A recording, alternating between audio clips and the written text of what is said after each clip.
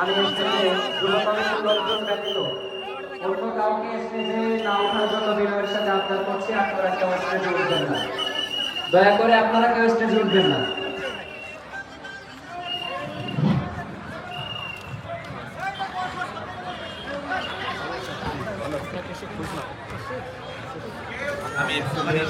উপস্থিত হযরত উলামায়ে কেরাম, আমার সামনে বসা সাতক্ষীরার বিভিন্ন অঞ্চল থেকে আগত সম্মানিত বাবারা, প্রিয় যুবক ভাইয়েরা, পর্দার আড়াল থেকে শ্রবণরতা মায়েরা, বোনেরা, উপস্থিত মিডিয়ার প্রিয় কর্মী এবং সাংবাদিক ভাইয়েরা, প্রিয় ঝাউডাঙ্গা তথা আমার প্রিয় সাতক্ষীরাবাসী, আপনারা সবাই কেমন আছেন?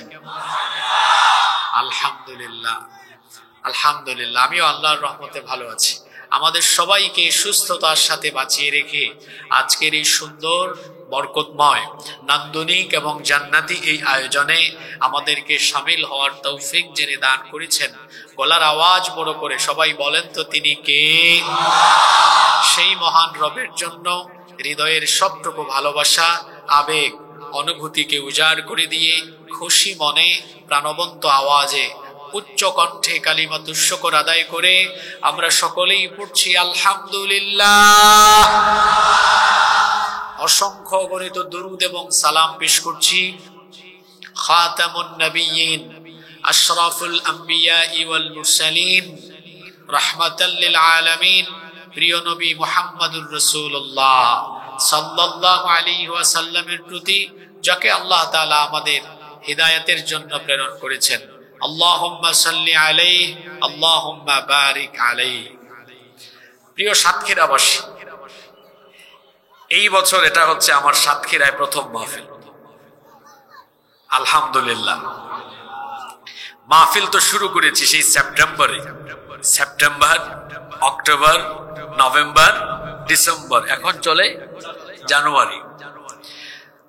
সাতক্ষীরায় এক সময় প্রচুর মাহফিল করেছি আমি। গত 5-6 বছর প্রত্যেকটি থানায়, উপজেলায় 2-3টা করে প্রোগ্রাম করেছি। এবছর আমরা গোটা সাতক্ষীরা জেলায় প্রোগ্রাম দিয়েছি সম্ভবত 3টা বা 4টা, পুরা সাতক্ষীরা জেলায়। তার মধ্যে আপনাদের এটা হলো আজকে প্রথম প্রোগ্রাম। আলহামদুলিল্লাহ, আপনারা খুশি না বেজার? তারপরে হয়তোবা আমরা আগামী থেকে আরো প্রোগ্রাম কমিয়ে নিয়ে আসবো আমাদের ব্যক্তিগত ব্যস্ততার কারণে। তো এই মাঠে আমি গত কয়েক মাস আগে এসে গিয়েছিলাম, বাদ মাগরিব আলোচনা করে গিয়েছিলাম। আপনাদের ভদ্রতা, আপনাদের আতিথেয়তা, আন্তরিকতা আমাকে মুগ্ধ করেছিল। আমি আশা করব আজকেও তার ব্যতিক্রম হবে না ইনশাআল্লাহ। এই যে বাম পাশে অনেকে কষ্ট করে দাঁড়িয়ে আছেন, হয়তো তারা দেখতে পাচ্ছেন না, এইদিকে অনেক জায়গা খালি আছে। এখানে আপনারা বসে যান, আরাম করে বসে। কনকনে ঠান্ডায় দাঁড়িয়ে থাকলে কষ্ট হবে। এখানে যারা বসে আছেন আপনারা আমার সাথে কথা বলেন তো, বসে যাওয়ার পরে কি শীত শীত লাগে না ভালো লাগে? দেখছেন, এটা ওনারাই বলেছে। আপনারা যারা দাঁড়িয়ে আছেন বসে যান, দেখবেন অনেকের সাথে যখন বসবেন এখানে একটা শান্তি পাবেন, রহমত পাবেন। এমনিতেই তো কোরআনের আলোচনায় যিনি রহমত দান করেন, সাকিনা নাজিল করেন, তিনি কে? সুতরাং এই রহমতে ঘেরা এই প্যান্ডেলে বসে যান। আমি আশা করব আপনারা কিছু সময়ের মধ্যে বসে যাবেন ইনশাআল্লাহ।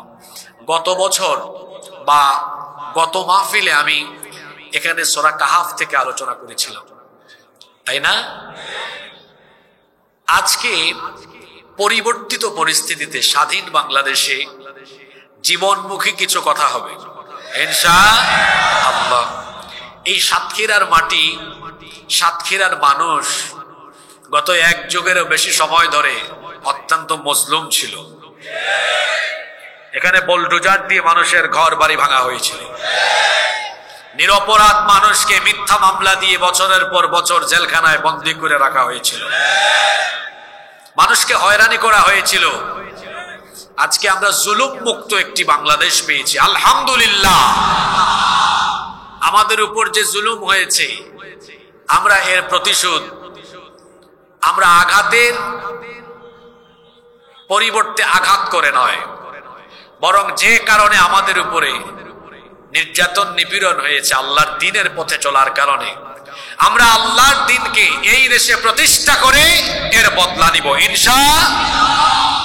কারো বিরুদ্ধে আমাদের কোনো শত্রুতা নাই, আমাদের কোনো দুশ্মনী নাই।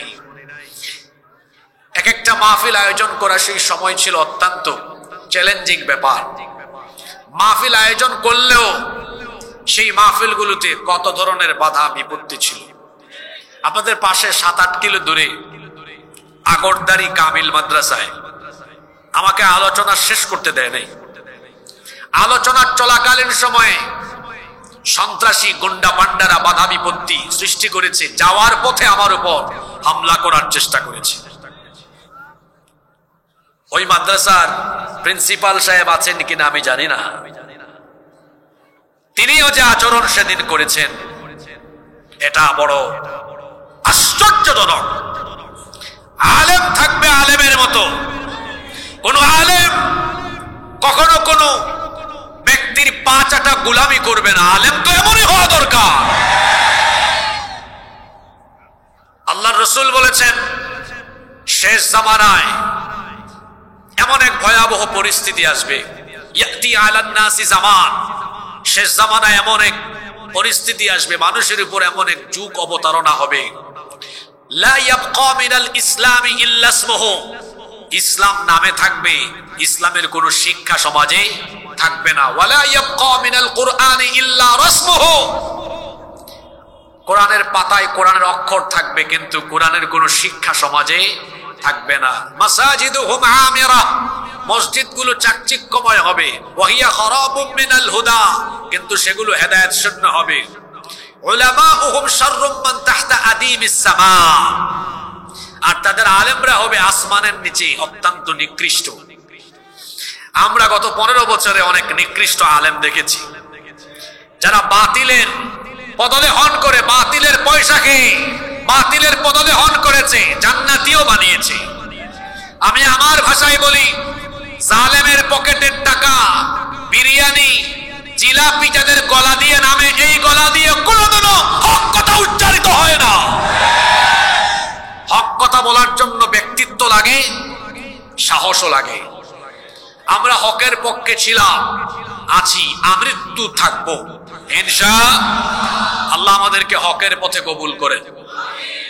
প্রিয় সাতক্ষীরাবাসী, আমরা অপ্রাসঙ্গিক কথা বলে সময় নষ্ট করতে চাই না। সরাসরি আমরা আল্লাহর কালাম থেকে হেদায়েতের নিয়তে কিছু কথা বলার এবং শুনবার চেষ্টা করব ইনশাআল্লাহ। আল্লাহ তাআলা আমাদেরকে হেদায়েতের নিয়তে আলোচনা শোনার তৌফিক দান করেন, আমরা সবাই বলি আমিন।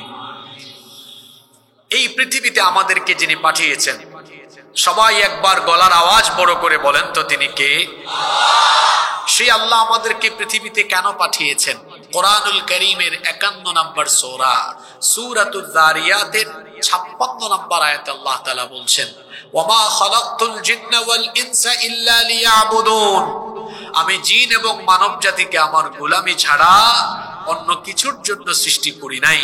আমাদেরকে যার গোলামির জন্য সৃষ্টি করা হয়েছে, জোরে বলেন তো তিনি কে? সেই আল্লাহর গোলামি করতে হবে কতক্ষণ?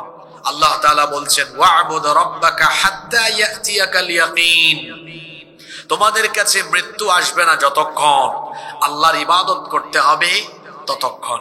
তাহলে আমাদেরকে যার গোলামির জন্য সৃষ্টি করা হয়েছে, পুরুষোচিত কণ্ঠে গলার আওয়াজ বড় করে সবাই বলেন তো তিনি কে?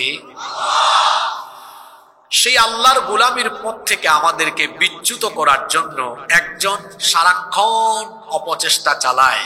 আপনারা সবাই তার নাম জানেন, তার নাম হলো শয়তান। জোরে বলেন তার নাম কি? আমাদের ব্যাপারে আল্লাহর একটা ওয়াদা আছে, আমাদের ব্যাপারে শয়তানেরও একটা ওয়াদা আছে। শুনতেছেন তো আপনারা? আমাদের ব্যাপারে আল্লাহর ওয়াদা কি? আমাদের ব্যাপারে আল্লাহর ওয়াদা হলো, আমরা যদি আল্লাহ তাআলার আনুগত্য করি, তার গোলামি করি, তার ইবাদত করি, আল্লাহর ওয়াদা হলো তিনি আমাদেরকে তার জান্নাতের মেহমান বানিয়ে দিবেন। সুবহানাল্লাহ, এটা হলো আল্লাহর ওয়াদা। আর আমাদের ব্যাপারে শয়তানের ওয়াদা কি? আমাদের ব্যাপারে শয়তানের ওয়াদা হলো, সে আমাদেরকে জান্নাত থেকে লাইনচ্যুত করে, জান্নাতের পথ থেকে লাইনচ্যুত করে জাহান্নামে নিয়ে যাবে। আমাদের ব্যাপারে এই ওয়াদা কার? শয়তানের। তাকে যখন জান্নাত থেকে বের করে দেওয়া হলো তখনই সে প্রতিজ্ঞাবদ্ধ হয়েছে। রব্বুল আলামিন যখন ইবলিসকে সাজদা না দেওয়ার অপরাধে জান্নাত থেকে বের করে দিলেন, তখন সে আল্লাহর কাছে আবেদন জানালো, রব্বি আনজিরনি ইলা ইয়াউমি ইউবআসুন, রব আমাকে কিয়ামতের দিবস পর্যন্ত অবকাশ দাও। আল্লাহ তাআলা তাকে বললেন, ইন্নাকা মিনাল মুনজারিন, নিশ্চয়ই তোকে অবকাশ প্রাপ্তদের কাতারে শামিল করে দিলাম। আল্লাহ তাকে কিয়ামত পর্যন্ত হায়াত দিয়ে দিলেন। এই সুযোগ পেয়ে ইবলিস এবার বলল, ক্বালা ফাবিমা আগওয়াইতানি লাআকউদান্না লাহুম সিরাতাকাল মুস্তাকিম। সূরা আরাফের মধ্যে আল্লাহ বলেছেন, সে তখন বলল, যে আদমকে সাজদা না দেওয়ার কারণে তুমি আমাকে জান্নাত থেকে বের করে দিয়েছো, এই আদম এবং তার বংশধরদেরকে ধোঁকা দিয়ে দিয়ে তোমার দ্বীনের পথ থেকে, সোজা পথ থেকে বিচ্যুত করা, এটাই হবে আমার প্রধান এবং প্রথম কাজ।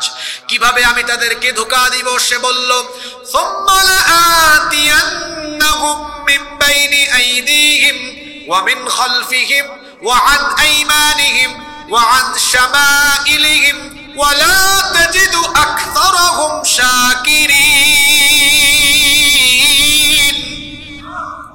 আমি তাদেরকে সামন দিক থেকে, পিছন দিক থেকে, ডান দিক থেকে, বাম দিক থেকে, চতুর্দিক থেকে প্রতারণার জাল বিস্তার করে আমি এই মানুষগুলোকে দিয়ে তোমার জাহান্নাম ভরে ফেলবো। আমি তাদেরকে জাহান্নামে নেওয়ার জন্য প্রতিজ্ঞা করলাম। তাহলে আমাদেরকে জাহান্নামে নেওয়ার জন্য প্রতিজ্ঞা করেছে শয়তান, আর আমাদের জন্য জান্নাতের ওয়াদা যিনি করেছেন তিনি কে? আল্লাহর ওয়াদা হলো, আমরা আল্লাহর গোলামি করলে তিনি আমাদেরকে জান্নাত দিবেন। আর শয়তানের ওয়াদা হলো, যে করেই হোক জান্নাতের পথ থেকে আমাদেরকে লাঞ্ছিত করে জাহান্নামে নিবে। জোরে বলেন তো, এই ওয়াদাটা কার? আমাদেরকে জাহান্নামে নেওয়ার প্রতিজ্ঞা করেছে কে? আরেকটু জোরে বলতে হবে, কে? এই কাজ করার জন্য শয়তানকে আশ্চর্যজনক দুইটা ক্ষমতা দেওয়া হয়েছে। নাম্বার ওয়ান, এক নম্বর ক্ষমতা হলো সে মানুষের রক্তকণিকায় বিচরণ করে করে মানুষকে ধোঁকা দিতে পারে। কি সাংঘাতিক জিনিসের নাম শয়তান! একেবারে মানুষের রক্তকণিকায় ঢুকে মানুষকে ধোঁকা দিতে পারে। বুখারী এবং মুসলিম শরীফের হাদিস, আল্লাহর নবী বলেছেন, ফাইন্নাশ শাইতানা ইয়াজরি আহাদিকুম মাজরাদ দাম, নিশ্চয়ই শয়তান তোমাদের রক্তকণিকায় ঢুকে রক্তে বিচরণ করে তোমাদেরকে ধোঁকা দিতে পারে। শয়তানের আশ্চর্যজনক দুই নাম্বার ক্ষমতা হলো, শয়তান পৃথিবীর একজন মহামানব ছাড়া যে কোনো ব্যক্তির সুরত বা আকৃতি মুহূর্তের মধ্যে ধারণ করতে পারে। যার আকৃতি সে ধারণ করতে পারে না, তিনি হচ্ছেন আমার আপনার নবী রাহমাতাল লিল আলামিন মুহাম্মাদুর রাসূলুল্লাহ। আমরা বলি সাল্লাল্লাহু আলাইহি ওয়াসাল্লাম। বুখারীর বর্ণনায় হাদিস এসেছে, আল্লাহর নবী বলেছেন, মান রাআনি ফিল মানামি ফাকাদ রাআনি, যে ব্যক্তি আমাকে স্বপ্নে দেখলো সেই ব্যক্তি যেন সত্যিকার অর্থে আমাকেই স্বপ্নে দেখলো। ফাইন্নাশ শাইতানা লা ইয়াতামাসসালু ফি সূরাতি, কারণ শয়তান সকলের সুরত বা আকৃতি ধারণ করতে পারলেও আমি নবীর সুরত কোনোদিনও শয়তান ধারণ করতে পারে না। সুবহানাল্লাহ পড়বেন না? পৃথিবীর একজন মহামানবের সুরত শয়তান ধরতে পারে না, তিনি হচ্ছেন মুহাম্মাদুর রাসূলুল্লাহ সাল্লাল্লাহু আলাইহি ওয়াসাল্লাম। নবীজি বলেছেন, যে স্বপ্নে যুগেও আমাকে দেখবে সে আমাকেই দেখবে, কারণ আমার সুরত তো শয়তান ধরতে পারে না। সেই নবীকে যে চক্ষু স্বপ্নে দেখবে, সেই চক্ষু এবং সেই ব্যক্তির জন্য জাহান্নামের আগুন যিনি হারাম করে দিয়েছেন, জোরে বলেন তো তিনি কে? আরো জোরে বলেন, তিনি কে? রাসূলকে স্বপ্ন যুগে দেখতে চান কি চান না? আমল বলে দিব, নবীর উপরে বেশি বেশি দুরূদ পড়বেন। দুরূদ, কারণ দুরূদের মাধ্যমে নবীজির সাথে সম্পর্ক গভীর হয়। আল্লাহ নবী বলেছেন, যেই ব্যক্তি দুনিয়াতে আমার উপরে যত বেশি দুরূদ পাঠ করবে, কিয়ামতের দিন সেই ব্যক্তি তত বেশি আমার নিকটে থাকবে। তাহলে নবীর উপর দুরূদ পড়লে যদি কিয়ামতে নবীর কাছাকাছি থাকা যায়, দুনিয়াতে কি নবীকে স্বপ্ন যুগে দেখার সম্ভাবনা আছে না নাই? রব মৃত্যুর আগে তোমার হাবিবকে স্বপ্ন যুগে হলেও আমাদের দিদার নসিব করে দিও, বলে না আমিন। তাহলে বলছিলাম শয়তানের আশ্চর্যজনক দুইটা ক্ষমতার কথা। মানুষের রক্ত কণিকায় বিচরণ করে মানুষকে ধোঁকা দিতে পারে। দুই, যে কোনো সময় যে কারো সুরত ধরে আসতে পারে। মানুষের সুরত শয়তান ধরতে পারে, এটা তার জন্য ব্যাপারই না, কারণ শয়তানের টার্গেটই তো হলো মানুষ। আর শয়তান তো শুধু জিনের ভেতরে না, মানুষের ভেতরেও শয়তান আছে না নাই? আরো জোরে বলেন আছে না নাই? আপনাদের ঠোঁটের আগায় মুখস্থ সূরা, এই সূরাটা আপনাদের সকলেরই জানা আছে, মুখস্থ আছে। সওয়াবের নিয়তে আমার সাথে একটু তেলাওয়াত করেন, সবাই পড়েন। আল্লাযী ইউওয়াসওয়িসু ফি সুদুরিন নাস মিনাল জিন্নাতি ওয়ান নাস। মানুষের অন্তরে প্ররোচনা দানকারী শয়তান, মিনাল জিন্নাতি জিন জাতি থেকেও, ওয়ান নাস মানুষের থেকেও। মানুষের ভেতরেও শয়তান আছে। এখন আপনি আমাকে বলতে পারেন, হুজুর মানুষের ভেতরে যে শয়তান আছে এটা আমরা ফাইন্ড আউট করবো কেমনে, খুঁজে বের করবো কেমনে? আপনি খুঁজে বের করতে পারবেন। চেহারা সুরতে মানুষ হয়েও 24 ঘন্টা যারা শয়তানি কাজকর্ম করে বেড়ায়, এরা হচ্ছে মানুষ রূপী আস্ত একটা শয়তান। প্রশ্ন হতে পারে, মানুষ আবার শয়তানি কাজ করে নাকি? হ্যাঁ, শয়তান প্রথমে মানুষকে তার অনুসারী, তার মুরিদ বানায়। আমার কথা শুনতেছেন? আমি কিন্তু কোনো ভূমিকা টমিকা দেই না, আমার আলোচনা প্রথম মিনিট থেকে শুরু হয়ে গেছে, মনোযোগী থাকবেন। শয়তান তার টার্গেট কে? মানুষ। শয়তানের টার্গেট কে? মানুষ। প্রথমে মানুষকে তার অনুসারী, তার মুরিদ বানাবার কাজ করে সে। যখন সে কোনো মানুষকে তার মুরিদ বানায়, ওই ব্যক্তি যদি শয়তানের অনুসারী হয়ে শয়তানের গোলামি করে করে শয়তানকে বেশি খুশি করতে পারে, তখন শয়তান তার গ্রেড বাড়ায়। শয়তান তার কি বাড়ায়? গ্রেড বাড়ায়, তারে প্রমোশন দেয়। তখন বলে, তুই আর আমার মুরিদ না, তুই এখন থেকে আমার খলিফা। কি হয়? খলিফা হয়। শয়তান প্রথমে মানুষকে কি বানায়? মুরিদ বানায়। জোরে বলেন, কি বানায়? তারপর কি বানায়? আমি অযৌক্তিক কথা বলি না। শয়তানের খলিফা সামনে রমজান মাসে আপনারা দেখবেন। সামনে রমজান মাস আসতেছে না? আল্লাহ নবীর হাদিস হলো, রমজান মাসে শয়তানকে শিকলবন্দি করা হয়। তাও দেখবেন সমাজে অনেক মানুষ শয়তানি করে, কারণ যেটাকে বন্দি করা হয়েছে ওটা তো জিন, তাই না? আর শয়তান তো কিছু লোককে তার খলিফা বানিয়ে গেছে। তার খলিফারা তো খেলাফত নিয়ে শয়তানের সব কাজ আঞ্জাম দিচ্ছে। এখন আমার সমাজে যে শয়তান আছে, মানুষরূপী শয়তান, মানুষরূপী শয়তান আছে, এটা আমরা ফাইন্ড আউট করবো কেমনে? শয়তানি কাজ করে যারা মানুষরূপী শয়তান হলো তারা। আজকের আলোচনার বিষয় হলো মানুষরূপী শয়তান কারা। আলোচনার বিষয় কি?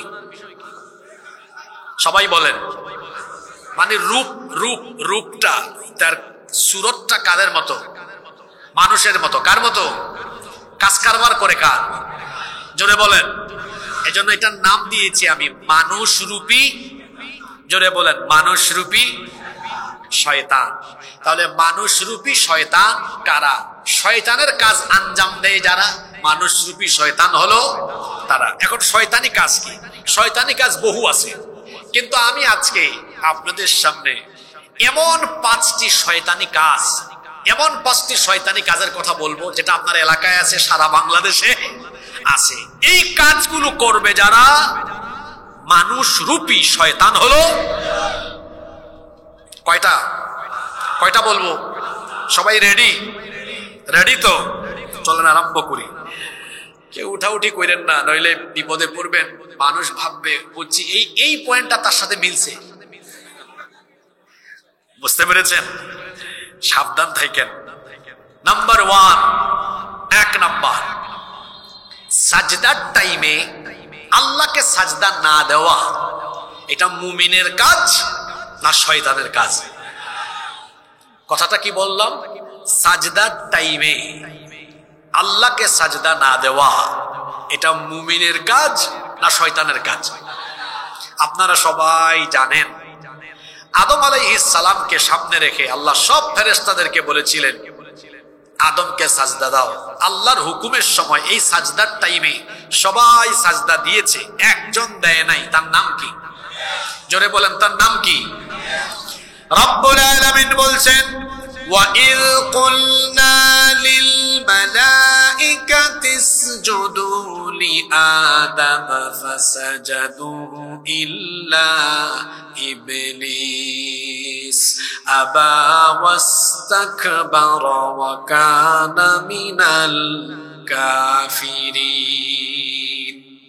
আল্লাহ তাআলা বলছেন, আর স্মরণ করো যখন তোমার রব ফেরেশতাদেরকে বললেন তোমরা আদমকে সাজদা দাও, অতঃপর সবাই সাজদা দিল একজন ছাড়া। যে সাজদা দিল না তার নাম হলো ইবলিস। আবা, সে আল্লাহর আদেশকে অস্বীকার করলো, ওয়াস্তাকবারা, অহংকার প্রদর্শন করলো, ওয়া কানা মিনাল কাফিরিন, আর সে কাফিরের অন্তর্ভুক্ত হয়ে গেল। তাহলে এই আয়াত আমাদেরকে যে বার্তা দিল, আল্লাহর হুকুম মতো সাজদার টাইমে সাজদা দেয় নাই, তার নাম হলো ইবলিস। ইবলিস সাজদা না দেওয়ার কারণে জান্নাত থেকে বিতাড়িত হলো।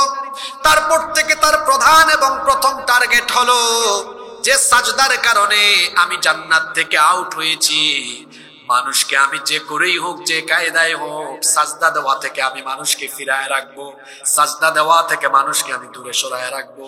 এই জন্য সাজদার টাইমে, নামাজের টাইমে ইবলিস মানুষকে এসে সবচাইতে বেশি ধোঁকা দেয়। হাদিস শরীফে এসেছে ইবলিস কোন সময় হাসে আর কোন সময় কাঁদে। আল্লাহ নবী বলেছেন যখন কোন ব্যক্তি আল্লাহ তাআলাকে সাজদা দেয় তখন ইবলিস সাজদার এই দৃশ্য দেখে এই ব্যক্তির কাছ থেকে দূরে চলে যায়। এরপরে সে মনের বেদনায় কান্না করে। আল্লাহ নবী বলেছেন কোন মানুষ যখন আল্লাহকে সাজদা দেয় ইয়াতাজালা শাইতানু ফায়াবকি, শয়তান ওই ব্যক্তির কাছ থেকে দূরে চলে যায়। ফায়াবকি, অতঃপর এই ব্যক্তির সাজদা দেখে ইবলিস কান্না করে। ওয়ায়াকুল, এবং বলতে থাকে উমিরা ইবনু আদম বিসসুজুদ, আদম সন্তানকে সাজদা দেওয়ার আদেশ দেওয়া হয়েছে। ফাসাজাদা ফালাহুল জান্নাহ, অতঃপর সে আল্লাহ তাআলাকে সাজদা দিয়ে তার জন্য জান্নাত হাসিল করে ফেলেছে। সুবহানাল্লাহ। ওয়া উমিরতু বিসসুজুদ, আর আমাকেও তো সাজদার হুকুম দেওয়া হয়েছিল। ফাআবাইতু, অতঃপর আমি সেই আদেশ অমান্য করেছিলাম। ফালিন্নার, অতঃপর আমি জাহান্নামের বাসিন্দা হয়ে গেলাম। এই হাদিস আপনাদেরকে কি শিক্ষা দিল? আমরা যখন নামাজের টাইমে আল্লাহ তাআলাকে সাজদা দেই, নামাজ আদায় করি, ইবলিস তখন এই দৃশ্য দেখে কাঁদে। আর আমরা যখন নামাজের টাইমে আল্লাহ তাআলাকে সাজদা দেই না, নামাজ আদায় করি না, ইবলিস তখন হাসে। যদি হাদিসটা উপলব্ধি করতে পারেন, একজনও চুপ থাকবেন না, ওখান থেকে বীর পুরুষের মতো জবাব দেন তো, আমরা নামাজের টাইমে নামাজে গেলে ইবলিস হাসে না কাঁদে? আরো জোরে বলেন, হাসে না কাঁদে? আর আমরা নামাজের টাইমে যখন নামাজে যাই না, ইবলিস তখন, মাশাআল্লাহ, বুঝছেন? তাইলে এবার আমাকে 2-3 সেকেন্ড নীরব থাকেন, বুঝে শুনে উত্তর দেন। তাহলে কি নামাজের টাইমে আপনারা ইবলিসকে হাসাবেন না কাঁদাবেন? যারা বললেন না তারা কি ইবলিসের কাছ থেকে খেলাফত নিয়েছেন নাকি? তাহলে কথা বলছেন না কেন? নামাজে গেলে ইবলিস কাঁদে, নামাজে না গেলে ইবলিস হাসে। Okay, fine, now take your decision. এখন আপনি আপনার সিদ্ধান্ত নেন, আপনারা কি ইবলিসকে হাসাবেন না কাঁদাবেন? এই আওয়াজে হয় নাই। আমি দুর্বল মুসলমান দেখতে পারি না। আমার বাড়ি কোথায় জানেন তো? সিলেটে। হযরত শাহজালাল রাহমাতুল্লাহ আলাইহির রুহানি সন্তান আমি। তো আমরা কথা যেটা বলি বড় করে বলি, আবার যেটা শুনতে চাই বড় করে শুনতে চাই। একেবারে স্ট্রেট ফরওয়ার্ড, সোজা সাপটা কথা বলবেন। বলেন তাইলে নামাজের টাইমে ইবলিসকে হাসাবেন না কাঁদাবেন? যেভাবে আওয়াজ দিয়েছেন কাঁদাবেন, ওকে, ভালো কথা। তো যদি কাঁদাতেই চান, আজকের ফজর কোথায়, জোহর কোথায়, আসর কোথায়, মাগরিব কোথায়, এশা কোথায়? ওই জবাব দিয়েছেন আমার জাতীয় কবি। জাতীয় কবিকে আমি বড় মহব্বত করি। এত চমৎকার চমৎকার লেখা তিনি উপহার দিয়েছেন। পৃথিবীর কোন কবি এত সুন্দর লেখা এভাবে ইসলাম নিয়ে, কোরআন নিয়ে, হাদিস নিয়ে, নবী নিয়ে এত সুন্দর লেখা লিখতে পারে নাই। আল্লাহু আকবার। বলছেন তো ইবলিসকে কাঁদাবেন, কিন্তু 5 ওয়াক্ত নামাজের খবর কি?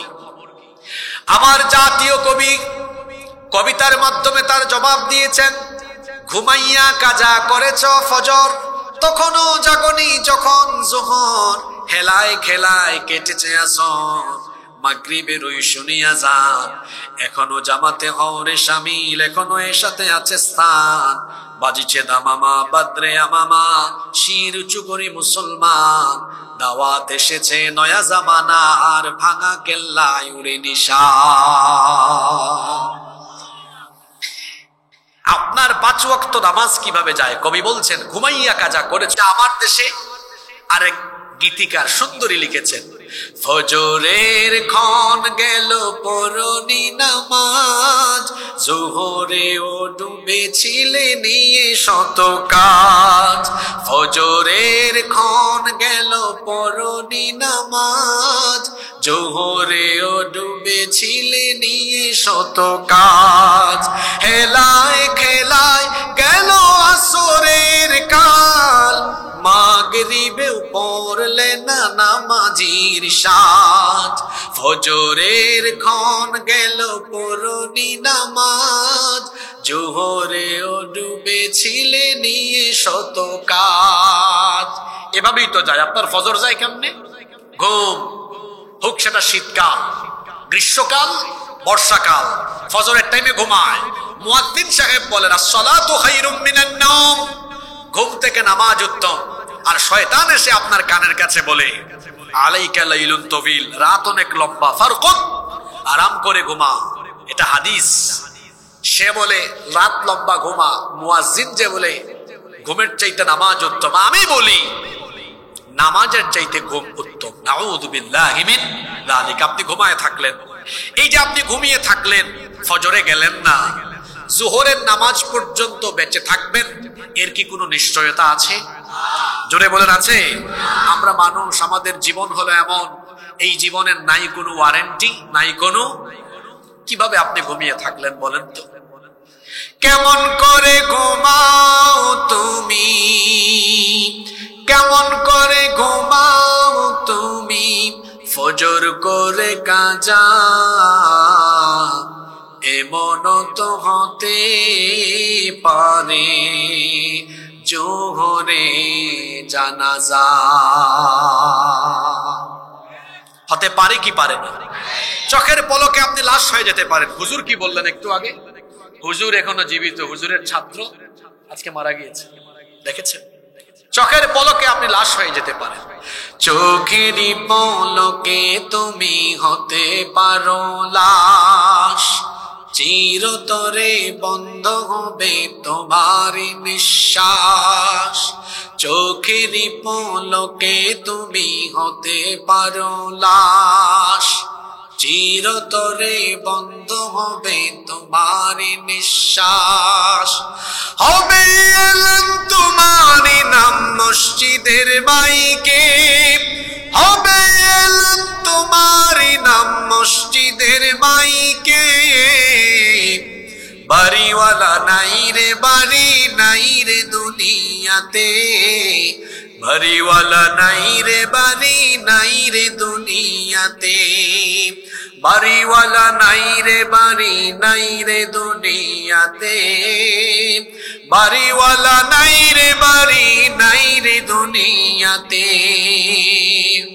আপনাদের এলাকার কবরস্থানে গিয়ে দেখেন, কবরস্থানে শুয়ে থাকা বাড়িদের বাড়ির জায়গা আছে, তারা নাই। এই যে ফজরের সময় ঘুমায় থাকেন, জোহরের সময় কাজে কর্মে ব্যস্ত থেকে অবহেলায় জোহর কাজা করেন, আসরের টাইমে খেলাধুলায় থাকেন, মাগরিবের টাইমে বাজারে আড্ডা দেন, এশার নামাজের সময় তামাশায় ডুবে থাকেন। এভাবে যে 5 ওয়াক্ত নামাজ আপনার যায়, এভাবে নামাজ ছাড়তে ছাড়তে, নামাজ ছাড়তে ছাড়তে বেনামাজি হতে হতে হতে হতে হতে হতে একদিন তো আপনার জীবন ঘড়ির কাঁটা থেমে যাবে। একদিন তো আপনাকে মারা যেতে হবে, আপনি মরবেন, এ ব্যাপারে কোনো সন্দেহ নাই। কারণ পৃথিবীর মানুষ যারা আছে, প্রাণী যারা আছে, তাদেরকে মরতে হবেই। Everyone will take the test of death. প্রত্যেককেই মরণের স্বাদ আস্বাদন করতে হবে। No one can escape from death. মৃত্যু থেকে পালিয়ে কেউ বাঁচতে পারবে না। এই যে মারা যাবেন, এরপরে কবরের জিন্দেগি আলমে বরজখে থাকবেন, অতঃপর আপনাকে কবর থেকে একদিন উঠিয়ে হাসরের ময়দানে আল্লাহর সামনে দাঁড় করানো হবে। এ ব্যাপারে কি আপনাদের কোনো সন্দেহ আছে? সেই দিন আল্লাহ আপনার কাছ থেকে হিসেব চাইবেন। ওয়াজ তো আমার চাইতে আপনারা আরো বেশি জানেন। এই দেন প্রমাণ, সেই দিন আল্লাহ যখন আপনার কাছ থেকে আমলের হিসেব চাইবেন, সর্বপ্রথম আল্লাহ কোন আমলের হিসেব চাইবেন? জোরে বলেন। ওয়াজ তো সব জানেন, শুধু আমল না।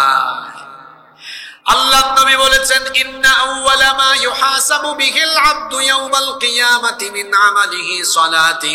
আল্লাহ নবী বলেছেন, নিশ্চয়ই কিয়ামতের ময়দানে তোমাদের কাছ থেকে আল্লাহ তাআলা প্রথম যে আমলের হিসেব চাইবেন সেটা হলো বান্দারে নামাজ নামাজ নামাজ ঠিক মতো আদায় করেছো কিনা। কি জবাব দিবেন আল্লাহর কাছে বলেন? এই যে 5 ওয়াক্ত নামাজ আপনার কাজা হয়ে যায়, আপনি নামাজ আদায় করেন না, এরপরে আবার নিজেকে মুমিন বলে দাবিও করে। রাসূল বলেছেন, যার মধ্যে নামাজ নাই তার মধ্যে ঈমান। এক শ্রোতা একদিন আমারে কয়, হুজুর কে বলছে আমার ঈমান নাই? আপনি আমার নাম জানেন? আমার বাপ আমার নাম রেখেছে ঈমান আলী। আমার ঈমান যায় কেমনে? আমার নামই তো ঈমান। আমাদের দেশে বহু মানুষ আছে যাদের নামের সাথে কাজের কোনো মিল নাই। এক ব্যক্তির নাম ফজর আলী, অনেক মানুষের নাম ফজর আলী আছে না? তার নাম হলো ফজর আলী, কিন্তু ফজর আলী ফজরের নামাজে যায় না। তার বাবা তার নাম রেখেছে জোহর আলী, জোহরের নামাজে যায় না। আরেকজনের নাম হলো রমজান আলী, কিন্তু রমজান মাসে দুপুর বেলা গাঞ্জা টানে। আরেকজনের নাম হলো কুরবান আলী, সামর্থ্য আছে, কিপটা বেটা, কুরবানি দেয় না। ঈমান আলীর নাম ঈমান আলী, কিন্তু মিথ্যা বলে, গীবত করে, সমালোচনা করে, চুগলখুরি করে, সুদ খায়, ঘুষ খায়, মাঝখান দিয়ে আবার হজ করে নামের আগে হাজিও লাগিয়েছে। এই বেটার নাম হাজি ঈমান আলী বা আলহাজ ঈমান আলী হলেও কাজে করবে সে হলো আস্ত একটা বেঈমান আলী। এইরকম বেঈমান আলী আমার সমাজে নাই গো। জোরে বলেন, আছে না নাই? আল্লাহ নবী বলেছেন, বাইনাল আবদি ওয়া বাইনাল কুফরি তারকুস সালাহ। আল্লাহর বান্দা আর কাফিরের মধ্যে পার্থক্য হলো নামাজ ছেড়ে দেওয়া। এখন আমাদের মাহফিলগুলোতে প্যান্ডেল ভরপুর থাকে, মাহফিলে মানুষ বেশি, কিন্তু আজান হলে পরে মসজিদের কাতারগুলো পরিপূর্ণ করা যায় না। এগুলো হলো কিয়ামতের আলামত। আল্লাহ নবীর সময়ে আমার নবীর যে মসজিদ ছিল, মসজিদের নাম আপনারা জানেন, মসজিদে নববী। এখন মসজিদে নববী কত চমৎকার, কত সুন্দর, কিন্তু নবীজির সময়ে মসজিদে নববীর ছাদ ছিল খেজুর পাতার ছাউনি, নিচে কোনো কার্পেট ছিল না, দামি কোনো টাইলসও ছিল না। আল্লাহ নবীর মসজিদ ছিল কাঁচা, কিন্তু মুসল্লি ছিল পাকা। আর আমাদের সব মসজিদ হয়েছে এখন পাকা, কিন্তু মুসল্লির অভাবে প্রতি ওয়াক্তের নামাজে আমাদের মসজিদ থাকে ফাঁকা। যুবক ভাইয়েরা নামাজের টাইমে নামাজে যায় না। কই হুজুর আমি কি এখনো জোয়ান নই, যুবক নই, আমি কেন নামাজে যাব? আমি বুড়া হই তারপরে নামাজে যাব। আপনি বুড়া হবেন, বুড়া বয়স পর্যন্ত বেঁচে থাকবেন, এই নিশ্চয়তা কে দিল আপনাকে? কত যুবক তো যৌবনকালে মারা যাচ্ছে। আমরা সমাজে এমন বহু চিত্র দেখি, বাবা জীবিত, বাবা ছেলের লাশ কবরে নামায়, দাদা জীবিত, দাদা নাতির লাশ কবরে নামায়। আছে না নাই? যুবক ভাইয়েরা, কিপ ইন ইউর মাইন্ড, মনে রাখবেন, there is no serial of death. মৃত্যুর কোন সিরিয়াল। প্রথমে আসেন দাদা, তারপরে বাবা, এরপরে ছেলে, তারপরে দাদার ঘরে নাতি হয়। এইরকম দুনিয়াতে আসার সিরিয়াল আছে, যাওয়ার কোনো সিরিয়াল নাই। যাওয়ার সময় সিরিয়াল ব্রেক হয়ে যায়। সেজন্য শয়তানের ধোকায় পড়ে নামাজ ছাড়বেন না। যৌবন বয়সে ইবাদতের দাম কম না বেশি? যৌবন বয়সের ইবাদতের 2টা বেনিফিট আছে। জোরে বলেন তো কয়টা? একটা বেনিফিট পাবেন দুনিয়ায়, আরেকটা পাবেন আখিরাতে। দুনিয়ার বেনিফিটটা হলো, ও আমার যুবক ভাইয়েরা, যদি বেঁচে থাকেন বুড়া হন, তো বুড়া হলে তো কত সমস্যা। কোমরে সমস্যা, মেরুদণ্ডে সমস্যা, হাঁটুতে ব্যথা, লম্বা সময় রুকু সাজদা করা যায় না, যৌবনকালের মতো টাইম নিয়ে বেশি সময় নামাজ আদায় করা যায় না।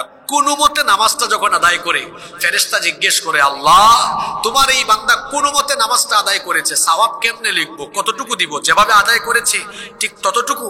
আল্লাহ বলেন, এই বান্দার আমল নামা পেছন দিকে উল্টাও, পেছন ফিরে যাও, দেখো তার যৌবনকালে সে কি করেছে। ফেরেশতা বলে, আল্লাহ তোমার এই বান্দা তো যৌবনকালে আজান হলেই সামনের কাতারে গিয়ে জামাতে নামাজ আদায় করেছে, তাহাজ্জুদও পড়তো, তখন খুব সুন্দর করে তোমাকে সাজদা দিত, লম্বা সময় নিয়ে নামাজ আদায় করতো। আল্লাহ বলেন, এখন আমার বান্দা শারীরিক অক্ষমতার কারণে বুড়া হয়ে গিয়েছে, আগের মতো নামাজ টাইম নিয়ে আদায় করতে পারে না, এখন কোনো মতে আদায় করে সওয়াবটা কোনো মতে দিও না, যেহেতু আমার বান্দার যৌবনকাল আমাকে দিয়ে দিয়েছে, আমাকে খুশি করেছে, আমিও তাকে খুশি করব, সওয়াব এখন যৌবনকালের মতো লিখতে থাকো। সুবহানাল্লাহ। দুনিয়ায় ফায়দা পেলেন, আখিরাতে কি ফায়দা আছে?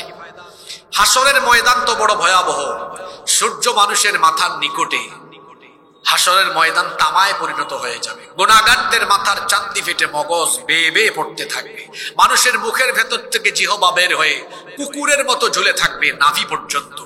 আল্লাহ বলবেন, ঝাউডাঙ্গার যুবকেরা কোথায়? ফেরেশতারা বলবে, আল্লাহ ঝাউডাঙ্গার যুবকদেরকে দিয়ে কি করবেন? সাতক্ষীরার যুবকদেরকে দিয়ে আপনি কি করবেন? আল্লাহ বলবেন, সাতক্ষীরার যুবকগুলাকে ডেকে আনো। কেন তাদেরকে ডাকতেছি বুঝো না? ওটা হাসরের ময়দান, কি বিভৎস পরিস্থিতি, এখানে কোনো গাছপালা নাই, বৃক্ষরাজি নাই, কোথাও কোনো ছায়া নাই। এই সাতক্ষীরার যুবকেরা আমাকে যৌবনকালে এত সাজদা দিয়েছে, যৌবনকালে আমাকে ইবাদত করে, আমার ইবাদত করে আমাকে খুশি করেছে, আজকে আমি তাদেরকে খুশি করতে চাই, হাসরের মাঠে তাদের জন্য কষ্ট না হয়, সাতক্ষীরার যুবক ছেলেদেরকে ডেকে এনে আমার আরশে আজিমের ছায়ার নিচে জায়গা দান করো। আল্লাহু আকবার। সাতক্ষীরার যুবক ভাইরা কি সেই দিন আল্লাহর আরশে আজিমের নিচে জায়গা পেতে চায় না? আরো জোরে বলেন, চান কি চান না? কারা কারা চায় না হাত তুলেন। আপনি আবার কোন দিক থেকে কি বুঝে স্লোগান মারলেন? দুই একজন আবেগের চোটে হাত তুলে ফেলছে, অসুবিধা নাই, আবার নামাই ফেলছে। আমরা সবাই আরশে আজিমের নিচে জায়গা পেতে চাই কি চাই না? আরো জোরে বলেন, চাই কি চাই না? তাহলে যৌবন জীবন আল্লাহর রাহে বিলিয়ে দিতে কারা কারা রাজি আছেন? আল্লাহকে দেখান। মাশাআল্লাহ, মাশাআল্লাহ। আল্লাহ সবাইকে কবুল করেন। হাতগুলো নামান, বলেন আমিন। আমার যুবক ভাইয়েরা, নামাজ ছাড়বেন না, নামাজ ছাড়বেন না। এখানে আমার দিকে তাকান, এখানে যদি 5 জন ব্যক্তি পা থেকে এই এতটুকু বুক পর্যন্ত অংশ থাকে, অপূর্ণাঙ্গ অংশ, অপূর্ণাঙ্গ দেহ, তাদের মাথা নাই, কারো মাথা নাই, বলেন তো আপনারা এই 5 জন ব্যক্তির মাথা ছাড়া এই পা থেকে বুক পর্যন্ত এই অপূর্ণাঙ্গ দেহ দেখে সাথে সাথে কি তাদের পরিচয় পাওয়া যাবে? তাহলে বোঝা গেল 3.5 হাত বডির মধ্যে সবচেয়ে গুরুত্বপূর্ণ অংশ হলো এই মাথা, এটা থাকলে পরিচয় পাওয়া যায়। ইসলামের ইবাদতের মগজ হলো মাথা, হলো নামাজ। আসসালাতু হিয়া রাসুল ইবাদাহ। ইসলামের ইবাদতের মগজ বা মাথা হলো নামাজ। যেমনি ভাবে পা থেকে বুক পর্যন্ত এই অপূর্ণাঙ্গ অংশ থাকলেও ওই ব্যক্তির পরিচয় পাওয়া যায় না, ঠিক তেমনি ইসলামের ইবাদতের মগজ নামাজ বাদ দিয়ে অন্যান্য সবকিছু করে ওয়াজ মাহফিলের আয়োজক হয়ে, বক্তা হয়ে, তক্তা হয়ে, শ্রোতা হয়ে, আয়োজক হয়ে নামাজ বাদ দিলে নিজেকে প্রকৃত মুসলমান হিসেবে পরিচয় দেওয়া যায় না। সবার আগে কি? জোরে বলেন। নামাজে গেলে আল্লাহকে সাজদা দেওয়া হয়, সাজদার টাইমে, নামাজের টাইমে আল্লাহকে সাজদা না দিলে খুশি হয় কে? জোরে বলেন, খুশি হয় কে? আমরা কি শয়তানকে খুশি করব? নামাজের টাইমে নামাজে গেলে খুশি হন কে? আমরা খুশি করব কাকে? জোরে বলতে হবে, কাকে? আল্লাহকে খুশি করতে হলে আজান হলে কোথায় যেতে হবে? এতদিন যা করার করে ফেলছি, ভুল করছি আমরা। আজকে এই মাহফিলে কি আমরা তওবা করে আমরা কি এই সিদ্ধান্ত নিতে পারি না যে যতদিন বেঁচে থাকবো, এতদিন ভুল করে ফেলছি আমরা। আমরা জানতাম না নামাজে না গেলে ইবলিস হাসে, আমরা জানতাম না। আজকে আল্লাহর নবীর হাদিস জেনেছি, নামাজে গেলে শয়তান কাঁদে, না গেলে শয়তান হাসে। আমরা এতদিন ভুল করেছি, কিন্তু আজকে তওবা করে আমরা কি আজকে এই নতুন সিদ্ধান্ত নিতে পারি না? নামাজের টাইমে নামাজ আদায় করে ইবলিসকে কাদায়া সাতক্ষীরা থেকে ইবলিসকে তাড়িয়ে দিব। পারবো? এই ওয়াদা করতে পারবো? কারা কারা রাজি আছেন? আল্লাহর হাতটা দেখান। মাশাআল্লাহ মাশাআল্লাহ, আল্লাহ সবাই হাত কবুল করেন। তাহলে 1 নাম্বার শয়তানি কাজ, যেটা করলে শয়তান খুশি হয়, সেটা কি? আল্লাহকে সাজদা না দিলে, নামাজে না গেলে আমরা কি শয়তানকে খুশি করব? কাকে খুশি করব? সালাত কায়েম করো, সালাত কায়েম করো, হবে সম্মানী তুমি, হবে জান্নাতি তুমি, দেবে কাল হাসরে শীতল ছায়া আরশে আযীম। রব্বিয়াল আলা রব্বিয়াল আযীম, রব্বিয়াল আলা রব্বিয়াল আযীম। সুবহানাল্লাহ পড়েন। আপনাদের মনোযোগ থাকবে তো? হ্যাঁ, আওয়াজ তো বড় কম হলো, মনোযোগ থাকবে তো? আমি জানি মা বোনরা আপনাদের চেয়ে ডবল আছে, তাদের উদ্দেশ্য কথা আছে ইনশাআল্লাহ। গেল 1, মনোযোগ আছে।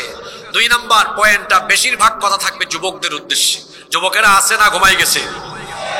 2, সময় নষ্ট করা, এটা আরেকটা ইবলিসি কাজ, শয়তানি কাজ।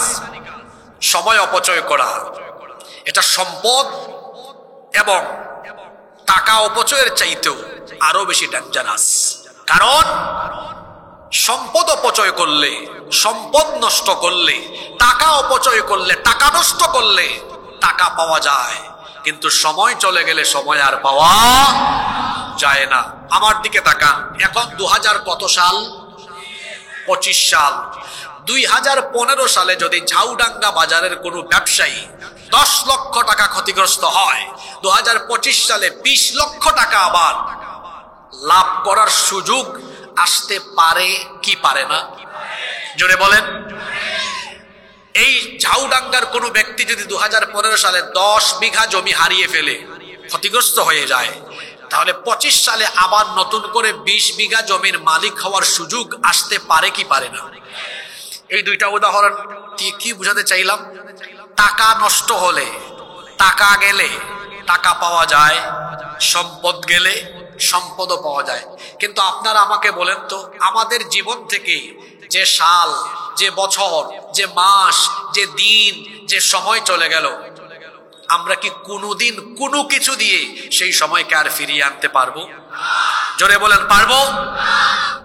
সময়কে কাজে লাগিয়ে সম্পদশালী হওয়া যায়, কিন্তু সম্পদ দিয়ে জীবনের ফেলে আসা সময়কে আর ফিরিয়ে আনা যায়।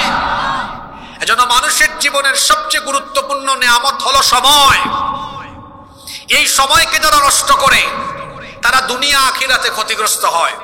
আজকের যুবক, তারা সবচেয়ে বেশি সময় নষ্ট করে, আর তারা সময় নষ্ট করার জন্য তাদের হাতে একটা যন্ত্র, একটা হাতিয়ার আছে, এটার নাম হলো, জোরে বলেন, যারা ছাত্র, স্কুল কলেজে মাদ্রাসায় পড়ালেখা করো, ভদ্র ছেলের মতো সত্য কথা স্বীকার করো, কারণ সত্য কথা বলার জন্য সাহস লাগে। ছাত্ররা বলো তো, ডেইলি, প্রতিদিন, রেগুলার তোমরা কত ঘন্টা সময় মোবাইলের পিছনে ব্যয় করো?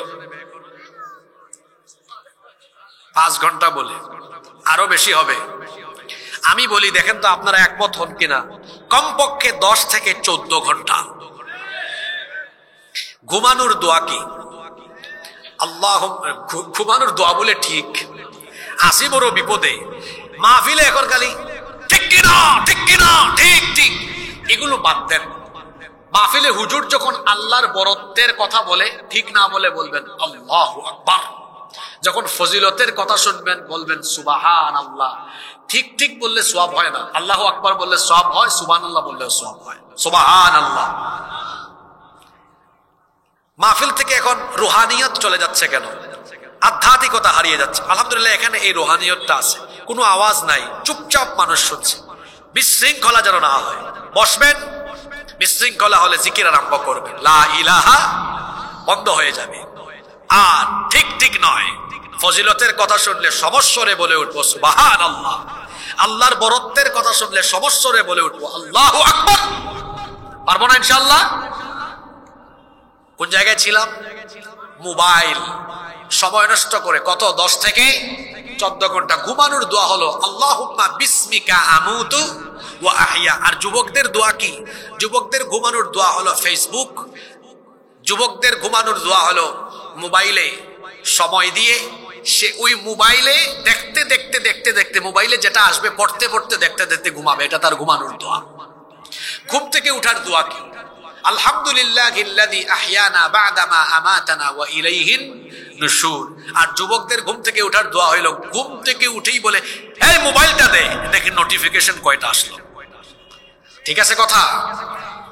10 থেকে 14 ঘন্টা সময় যে যুবক ভাইয়েরা মোবাইলে বিনিয়োগ করেন, ছাত্র ভাইয়েরা, আমি আপনাদেরকে বলি, এই 10-15 ঘন্টা সময় যদি মোবাইলে না দিয়ে যদি আমরা পড়ার টেবিলে দিতে পারতাম, পড়ালেখা গবেষণায় দিতে পারতাম, আমি তো বলি বাংলাদেশের ঘরে ঘরে বিখ্যাত বিখ্যাত শিক্ষাবিদ, গবেষক, মনীষী, মুফাসসির, মুহাদ্দিস, বড় বড় ইঞ্জিনিয়ার, গবেষক, পরমাণু বিজ্ঞানী প্রতিটা ঘর থেকে বের হতো। কিন্তু পড়ালেখায় মনোযোগ নাই, মোবাইল হাতে নিয়ে আছে, সারাদিন গেমস খেলায়। অনলাইন জুয়া এখন শুরু হয়েছে, যুবকেরা অনলাইন জুয়ায় আসক্ত হয়ে গিয়েছে। আইপিএল খেলা হয় ইন্ডিয়ায়, জুয়ার বাজি হয় সাতক্ষীরায়। বিপিএল খেলা হয় ঢাকায়, জুয়ার বাজি হয় ঝাউডাঙ্গায়। চাচারা বুঝবেন না, এখন যুবকেরা অনেকেই মোবাইলে অনলাইন জুয়ায় আসক্ত হয়ে গিয়েছে। মোবাইলের পিছনে এত সময় বিনিয়োগ করে রাত 3টা-4টা পর্যন্ত তারা মোবাইলে তাহাজ্জুদ পড়ে। এক একটা চেহারা দেখছেন, যুবক মানুষ, তার চেহারায় লাবণ্য, স্মার্টনেস থাকার কথা। চেহারার দিকে তাকালে দেখবেন তার গালের 2 পাশের এই মাংস এগুলা হাড্ডির চিপার ভিতরে ঢুকে গেছে। পুরা চেহারার মধ্যে বিচি, ব্রণ উঠে গিয়েছে, চোখের নিচে দাগ পড়ে গিয়েছে, হাটে জিমাইন্না মুরগির মতো, মনে হয় এই যেন পড়ে যাবে। তুমি এত এনার্জিলেস হলে কেমনে? তুমি এই 18, 20, 22, 25, 26 বছর বয়সে এনার্জেটিক থাকার কথা, এত জিমাও কেন? কারণ তুমি মোবাইলের অপব্যবহার করে অশ্লীলতা, জিনা, ব্যভিচারের সাগরে ডুব দিয়ে চিপায় চাপায় যৌবন নষ্ট করো। ঘুমের অভ্যাস ঠিক নাই, ও রাতে 1 ঘন্টা 1.5 ঘন্টা ঘুমায়, 2-3 ঘন্টা ঘুমায়, রাত 2টা, 3টা, 4টা বাজে মোবাইল দেখতে দেখতে। তারপরে সকালে ঘুম থেকে উঠে কখন? সেই সকাল 10টা, দুপুর 11টা, 12টায়। সকালের নাস্তা আর খায় না।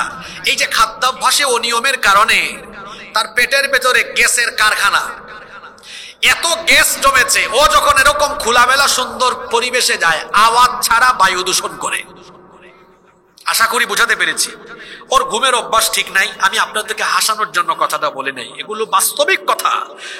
এর ঘুমের অভ্যাস ঠিক নাই, এজন্য খাদ্যাভ্যাসে অনিয়ম চলে এসেছে। এরকম অনিয়মে চলতে চলতে যুবক ভাইয়েরা কম বয়সে নিজেকে স্বাস্থ্য ঝুঁকিতে ফেলে দিচ্ছে। আমার যুবক ভাইদেরকে বলবো, সময় নষ্ট করো না। সময়ের চেয়ে দামি কোনো সম্পদ পৃথিবীতে আর নাই। কিভাবে আমাদের সময় যাচ্ছে? হেলায় খেলায়, রং ঢং, মোবাইলের তামাশায় সময় নষ্ট, আমাদের সময় নষ্ট হচ্ছে। কিয়ামতের দিন জাহান্নামীরা সর্বপ্রথম সময় নিয়ে আফসোস করবে। জোরে বলেন তো, কি নিয়ে আফসোস করবে? সময় নিয়ে আফসোস করবে। আফসোস করে তারা বলবে, ইয়াকুলু ইয়া লাইতানি কদ্দামতু লিহায়াতি, হায় দুর্ভাগ্য, আফসোস আমার, দুনিয়ার জীবনটাকে যদি আমি কাজে লাগিয়ে কিছু নেক আমল আগেই পাঠিয়ে আসতাম, তাহলে আজ আমাকে এমন দুর্বিপাকে পড়া লাগতো না। কেন আমি সময়কে কাজে লাগালাম না? সময়টাকে যদি কাজে লাগাতাম, আজকে আমার এই পরিণতি হতো না। যুবক ভাইয়েরা সহ মা বাবা, এখানে যারা এসেছেন, ভাইয়েরা বোনেরা, সবাইকে আমি বলছি, সময়কে কখনো অপচয় করবেন না, সময় নষ্ট করবেন না।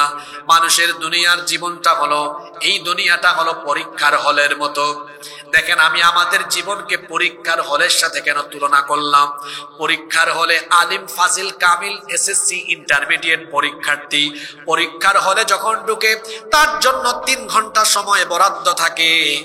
আমরাও যারা দুনিয়া নামক পরীক্ষার হলে এসেছি, আমাদের জন্য নির্দিষ্ট সময় বরাদ্দ আছে। পরীক্ষার হলে যেমন নির্দিষ্ট সময় শেষ হয়ে গেলে হলের পরিদর্শক খাতা টান দিয়ে নিয়ে চলে যান, ঠিক তেমনি আমার আপনার নির্দিষ্ট হায়াত যখন ফুরিয়ে যাবে, মালাকুল মউত এসে সুযোগ দিবেন না, দেহ থেকে রূহটা নিয়ে চলে যাবেন। এসএসসি এইচএসসি পরীক্ষার আগে কোন পরীক্ষার্থী যদি সময় কাজে লাগিয়ে পড়ালেখা না করে, পরীক্ষায় অংশগ্রহণ করে সে যদি ফেল করে, তারপরে যদি রেজাল্ট হাতে নিয়ে আফসোস করে, তখন তো আফসোস করে লাভ হবে না। ঠিক তেমনি ভাবে দুনিয়ায় হায়াত থাকার সময় থাকার সময় আমরা যদি সময়কে কাজে না লাগাই, এই সময়গুলো তো দেওয়া হয়েছে আল্লাহর ইবাদতের জন্য, সময়গুলো যদি কাজে না লাগাই তাহলে আমরা মরার পরে আফসোস করে তখন কোনো লাভ হবে না। এই যে আমাদেরকে সময় দেওয়া হলো, মানুষের জীবন হলো সময়ের সমষ্টি, এই সময় এই হায়াত এই জীবন কেন দেওয়া হলো? আল্লাহ তাআলা বলছেন আল্লাযী খালাকাল মাউতা ওয়াল হায়াতা লিয়াবলুয়াকুম আইয়ুকুম আহসানু আমালা ওয়া হুয়াল আজিজুল গফুর। আল্লাহ তাআলা বলছেন তিনি জীবন মৃত্যুর মাঝখানে যে সময়টা দিয়েছেন, লিয়াবলুয়াকুম, পরীক্ষা করার জন্য। কোন বিষয়ে? আইয়ুকুম আহসানু আমালা, আল্লাহের নমুনা কতই না চমৎকার। আল্লাহ এখানে আকসারু শব্দ দিতে পারতেন, কিন্তু আকসারু শব্দ না দিয়ে দিয়েছেন আহসানু। আলেমরা এটা বুঝবেন, আল্লাহ দিয়েছেন আইয়ুকুম আহসানু আমালা, অর্থাৎ কে তোমাদের মধ্যে উত্তম আমল করতে পারে। আল্লাহ এখানে আকসারু আমালা দেন নাই যে বেশি আমল করতে পারে। আল্লাহ বেশি আমল চান না, আল্লাহ উত্তম আমল চান। আমি বলেছিলাম আমাদের জীবনটা পরীক্ষার হলের মতো। এই যে দেখেন পরীক্ষার হলের মতো, আমি কেন বলেছি? এমনি এমনি বলে নাই। এখানে আমি জানি অনেক শিক্ষক আছেন, ছাত্র আছেন, সাবেক ছাত্র আছেন, সবাই একটু কথা বলবেন দেখি।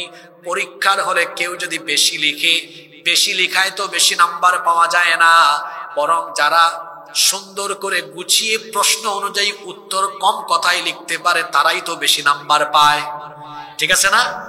আমি যখন ইউনিভার্সিটিতে পড়ি, 3rd সেমিস্টারে, আমাদের এক স্যার, তিনি এখন কানাডায় আছেন, তো স্যারের বাসায় গেলাম সন্ধ্যার পরে। এক পরীক্ষার্থী ফাইনাল পরীক্ষায় 51 পৃষ্ঠা লিখেছে। কত পৃষ্ঠা? স্যার তাকে 1 নাম্বার দিয়েছে। স্যারকে বললাম, স্যার এত লেখার পরে 1 নাম্বার পাইছে কেমনে? স্যার বলেন, প্রশ্ন একটা লিখছে আর একটা বেশি লিখেছে। তো বললাম, প্রশ্ন আছে একটা, উত্তর দিয়েছে আরেকটা, তো ডবল জিরো দিতেন, 1 দিয়েছেন কেন? একটু দয়া করে দিয়েছি আর কি, এত পৃষ্ঠা লিখেছে। আরেকজন 16 পৃষ্ঠা লিখেছে। কত পৃষ্ঠা? মাত্র 16 পৃষ্ঠা, A+ পেয়েছে। তো 16 পৃষ্ঠা কোয়ালিটিফুল ছিল, লিখার ধরনটা ঠিক আছে, প্রশ্ন যা উত্তরও তা। আমার আপনার জীবনে আল্লাহ বেশি আমল চান না, আল্লাহ উত্তম আমল চান। যে সময়টা পেয়েছি, এই সময়টাকে যদি আমরা রুটিন মাফিক কাজে লাগাই, আমি সারা রাত নামাজ পড়বো, সারা রাত নামাজ পড়বো, সারা দিনের কিছু সময় ঘুমাবো, কিছু সময় এটা সেটা করবো না। মুমিনের একটা ব্যালেন্স লাইফ থাকবে, ভারসাম্যপূর্ণ জীবন থাকবে। সময়গুলোকে পরিকল্পনা ভিত্তিক সাজাবে, কাজে লাগাবে। যদি কাজে লাগাতে পারে, এই পরিকল্পনা ভিত্তিক সময়কে যদি অল্প অল্প করেও কাজে লাগায়, আল্লাহ এই সুন্দর সুন্দর আমলগুলোকে কবুল করে জান্নাত দিয়ে দিবেন। সুবহানাল্লাহ পড়েন। এই জন্য সময় নষ্ট করবেন না। 5 ওয়াক্ত নামাজে তো বেশি সময় না, সব মিলিয়ে 1 ঘন্টা। এরপরে কাজের জন্য সময়গুলো বরাদ্দ করেন। অনেকে আছে সকালবেলা ঘুমায় থাকে, সকালে ঘুমাবেন না। আল্লাহর নবী বলেছেন, আল্লাহুম্মা বারিক লি উম্মতি ফি বুকুরিহা, হে আল্লাহ আমার উম্মতের সকালবেলা যারা কাজ আরম্ভ করে তাদের কাজের মধ্যে বরকত দাও। বলেন সুবহানাল্লাহ। এজন্য সময় নষ্ট করবেন না। সময় গেলে সময় আর কখনো কোনোদিন ফিরে আসে না। আজকে আমরা সময় নষ্ট করছি, সময়গুলো যেন নষ্ট না হয়, কারণ সময় চলে গেলে সেই সময় আর কোনোদিন ফিরে আসে না। সময় গেলে সময় ফিরে। এই জন্য তো কবি মতিউর রহমান মল্লিক যথার্থই লিখেছেন, যাই যাই যাই যাই দিন চলে যায়, কোরআন পড়লাম না, কত নোবেল নাটক পড়লাম, হাদিস ধরলাম না। যাই যাই যাই যাই দিন চলে যায়, কোরআন পড়লাম না, কত নোবেল নাটক পড়লাম, হাদিস ধরলাম না। সত্যিকারের খাঁটি মুমিন মুসলিম হলাম না যে, কেউ কি জানে সেই ঘড়িটা লাগবে কই দিন কাজে। ঠিক ঠিক ঠিক ঠিক যে ঘড়িটা বাজে, ঠিক ঠিক বাজে, কেউ কি জানে সেই ঘড়িটা লাগবে কই দিন কাজে। হায় হায় হায় হায় আসল ঘড়ির অর্থ বুঝলাম না, সময় থাকতে সময়ের মূল অর্থ খুঁজলাম না। হায় হায় হায় হায় আসল ঘড়ির অর্থ বুঝলাম না, সময় থাকতে সময়ের মূল অর্থ খুঁজলাম না। খাইলাম দাইলাম ঘুরলাম শুধু এই দুনিয়ার মাঝে, কেউ কি জানে সেই ঘড়িটা লাগবে কই দিন কাজে। কেউ কি জানে সেই ঘড়িটা লাগবে কই দিন কাজে। ঠিক ঠিক ঠিক ঠিক যে ঘড়িটা বাজে, ঠিক ঠিক বাজে, কেউ কি জানে সেই ঘড়িটা লাগবে কই দিন কাজে। জীবন ঘড়ি থেমে যাবে একদিন, সময় চলে যাচ্ছে, ফুরিয়ে যাচ্ছে। এখানে যখন সালাম দিয়েছিলাম সময়টা চলে গেল, আমি আর কোনোদিন পাবো না। এখন যে কথাটা বললাম এই সময়টাও চলে গেল, আর কোনোদিন এই সময় ফিরে আসবে। সময় অপচয় করবেন না। ইন্নাল মুবাযযিরিনা কানু ইখওয়ানাশ শায়াতিন, নিশ্চয়ই অপচয়কারী শয়তানের ভাই। অপচয়কারী কার ভাই? সময় নষ্ট করব না। যুবক ভাইয়েরা কথা দেন, আমি মোবাইল ব্যবহার করতে নিষেধ করছি না, মোবাইলের অপব্যবহার করতে নিষেধ করছি।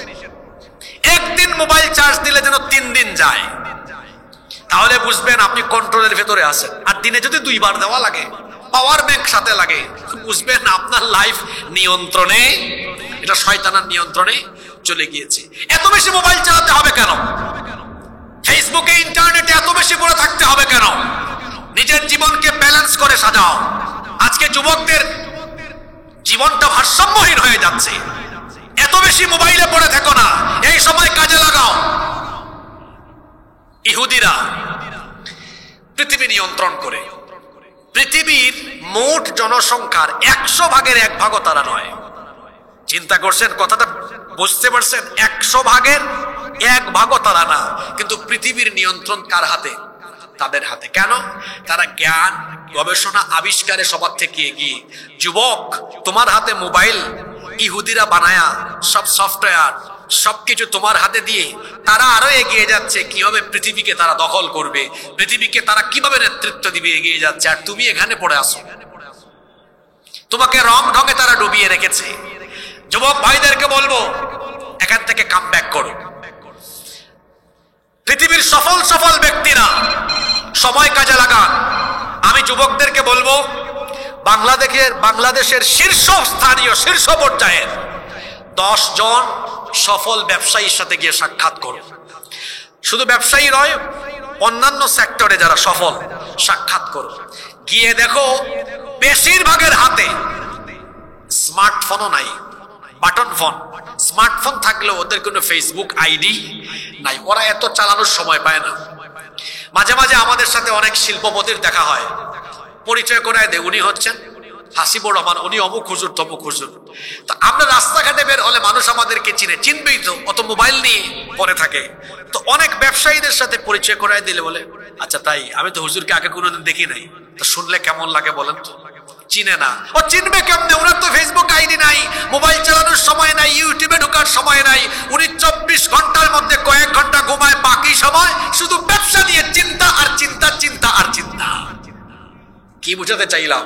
পৃথিবীর সফল মানুষরা মোবাইলের পিছনে সময় নষ্ট করার সময়টাও তাদের নাই। আমি আমার যুবক ভাইদেরকে বলবো, মোবাইলের পিছনে পড়ে না থেকে এই সময়টাকে সেভ করো। পৃথিবীর বিখ্যাত ব্যক্তিতে তুমি পরিণত হবে ইনশাআল্লাহ।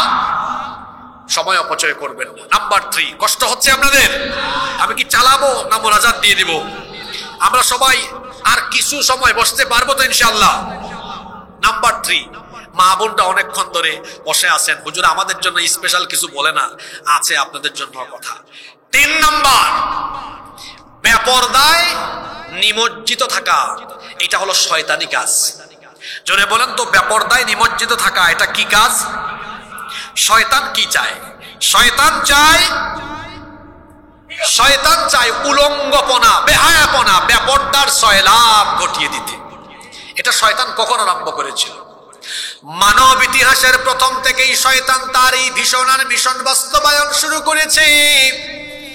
রব্বুল আলামিন যখন আমাদের বাবা আমাদের মা আদম এবং হাওয়া আলাইহিমুস সালাম দুজনকে জান্নাত দিলেন, জান্নাতে রেখে দিলেন, বললেন জান্নাতে সানন্দে বসবাস করো, কিন্তু ওই গাছটার কাছে যাও না।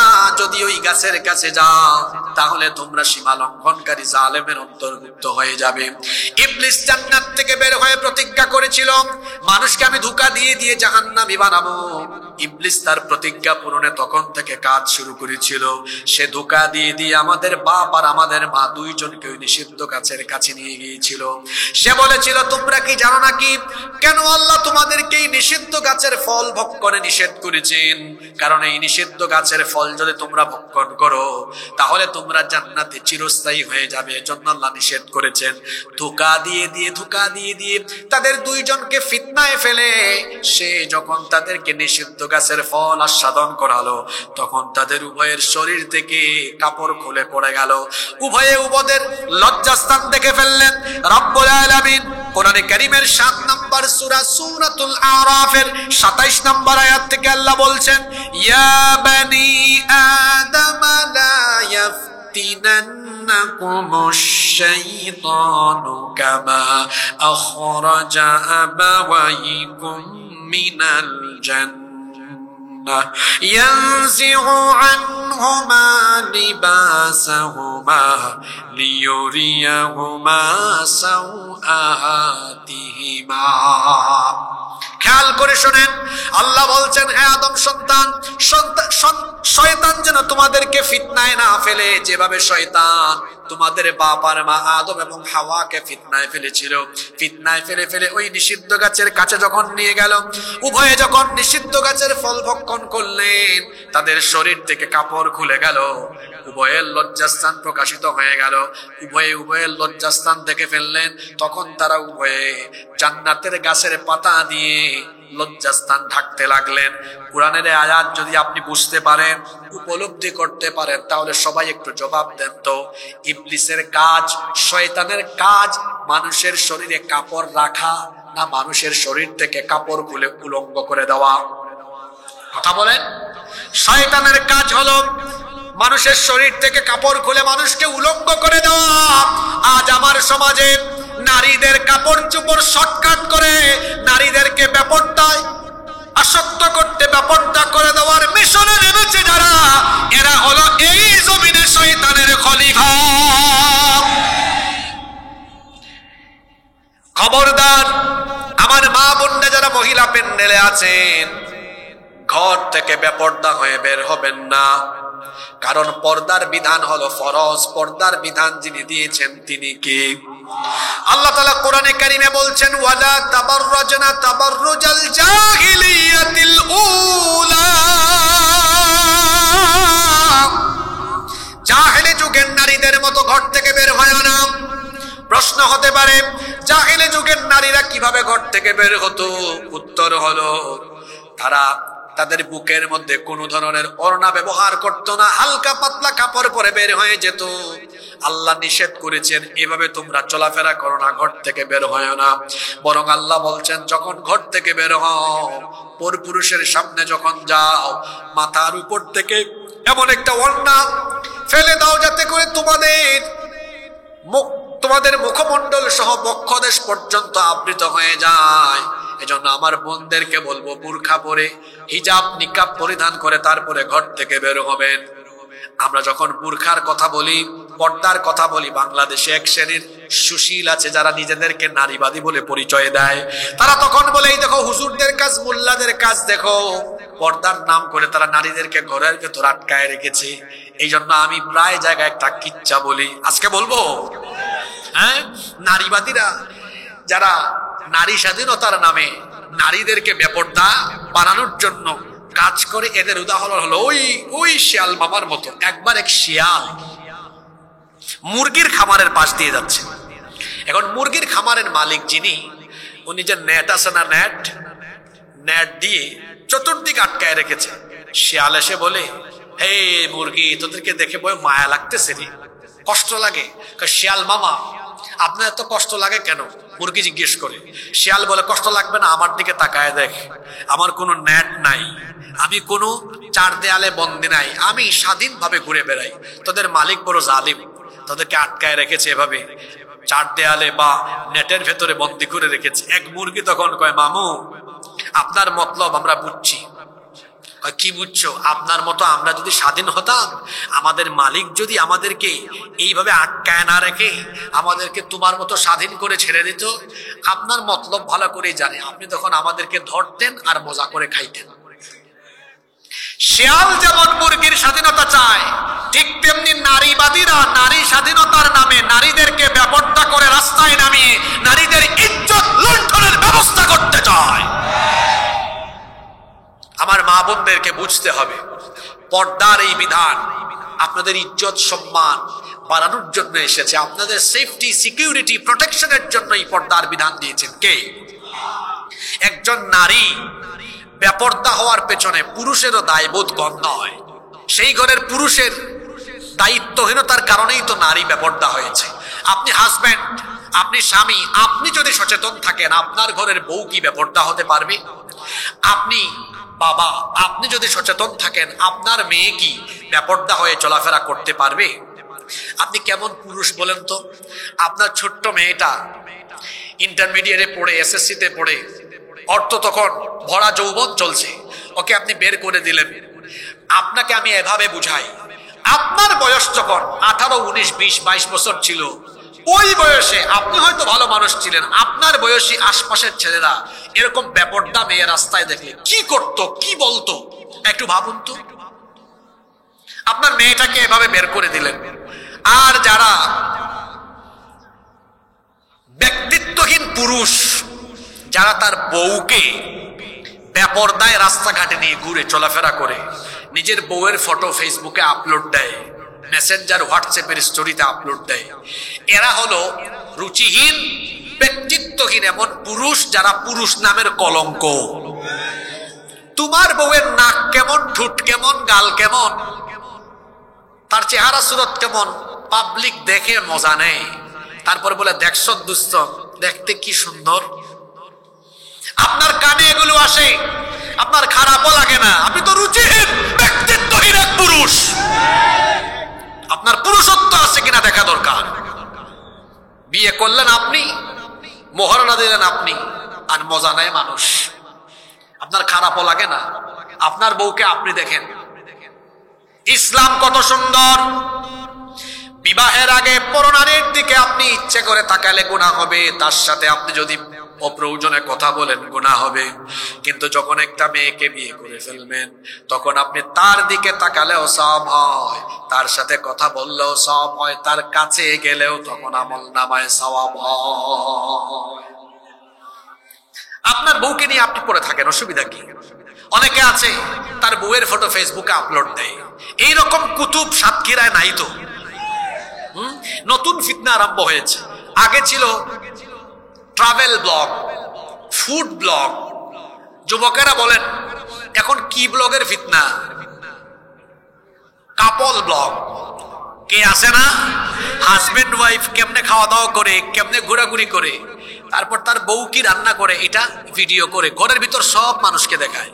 দুইজন মিলে কোথায় যায় সব ভিডিও করে ফেসবুকে, ইউটিউবে এগুলো আপলোড করে লাইক আর কমেন্ট ভিক্ষা করে, একটু পরিচিতি চায়। আবার কেউ আছে চ্যানেল, ফেসবুক পেজ মনিটাইজ করে ডলার কামানোর ধান্দা এগুলো করে। যারা লাইক কমেন্টের ভিক্ষায়, পরিচিতি পাওয়ার ধান্দায়, কিছু ডলার কামানোর আশায় নিজের বউকে এভাবে সোশ্যাল মিডিয়া বা ইন্টারনেটে ছেড়ে দিয়ে মানুষের ভোগের পণ্য বানিয়েছে, এরা হলো বেহায়া বেশরম পুরুষ নামের কলঙ্ক, মানুষরূপী শয়তান। আর কোনো ব্যক্তিত্ব নাই, অশয়তানের খলিফা। শয়তানকে রিটায়ার্ডে পাঠায়া শয়তানের কাজ সে আঞ্জাম দেয়। শয়তান তো এইটাই চায়। শয়তান কি চায়? সমাজে অশ্লীলতা ছড়িয়ে পড়ুক, জিনা ছড়িয়ে পড়ুক, সমাজ বেপরদায় সয়লাভ হয়ে যাক। এটা কে চায়? জোরে বলেন, কে চায়? শয়তানকে রিটায়ার্ডে পাঠায়া শয়তানের এই চাওয়া পূরণ করে যারা শয়তানের খলিফা হলো তারা। আমরা কি এই শয়তানি কাজটা করব? আমরা কি আমাদের ঘরের মেয়েদেরকে, নারীদেরকে পর্দায় রাখবো? ইনশাআল্লাহ। আওয়াজ তো ছোট হইলো, রাখবো আপনাদের কষ্ট হচ্ছে মনে হয়। আর দুইটা পয়েন্ট আছে, তবে এগুলা সেনসিটিভ, বলবো না দোয়া করে ফেলবো? বেশি সেনসিটিভ, বলবো? কুলাইতে পারবেন তো? নাম্বার 4, 4 নাম্বার শয়তানি কাজ হলো, সেটা কি? আল্লাহর জমিনে আল্লাহর কোরআনের আইন প্রতিষ্ঠার আন্দোলন সংগ্রামে সম্পৃক্ত না হয়ে তার ঠিক বিপরীত কোরআনকে বাদ দিয়ে মানুষের তৈরি করা তথাকথিত নেতা নেত্রীর আদর্শ বাস্তবায়নের কাজ করা, এটা আরেকটা শয়তানি কাজ। আপনি কি বুঝে ঠিক বললেন? আগে কোরআনের আয়াত শুনেন, তারপরে বলিয়েন।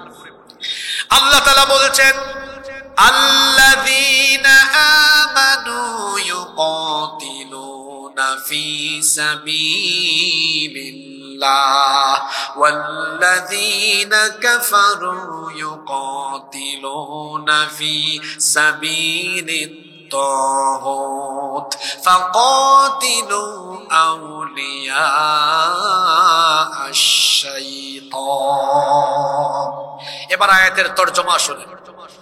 ঈমানদার যারা আল্লাহর পথে লড়াই করে, তারা নাফরমান যারা তাগুতের পথে লড়াই করে তারা, আর তাগুতের পথে লড়াই করে যারা শয়তানের বন্ধু, শয়তানের অনুসারী হলো তারা।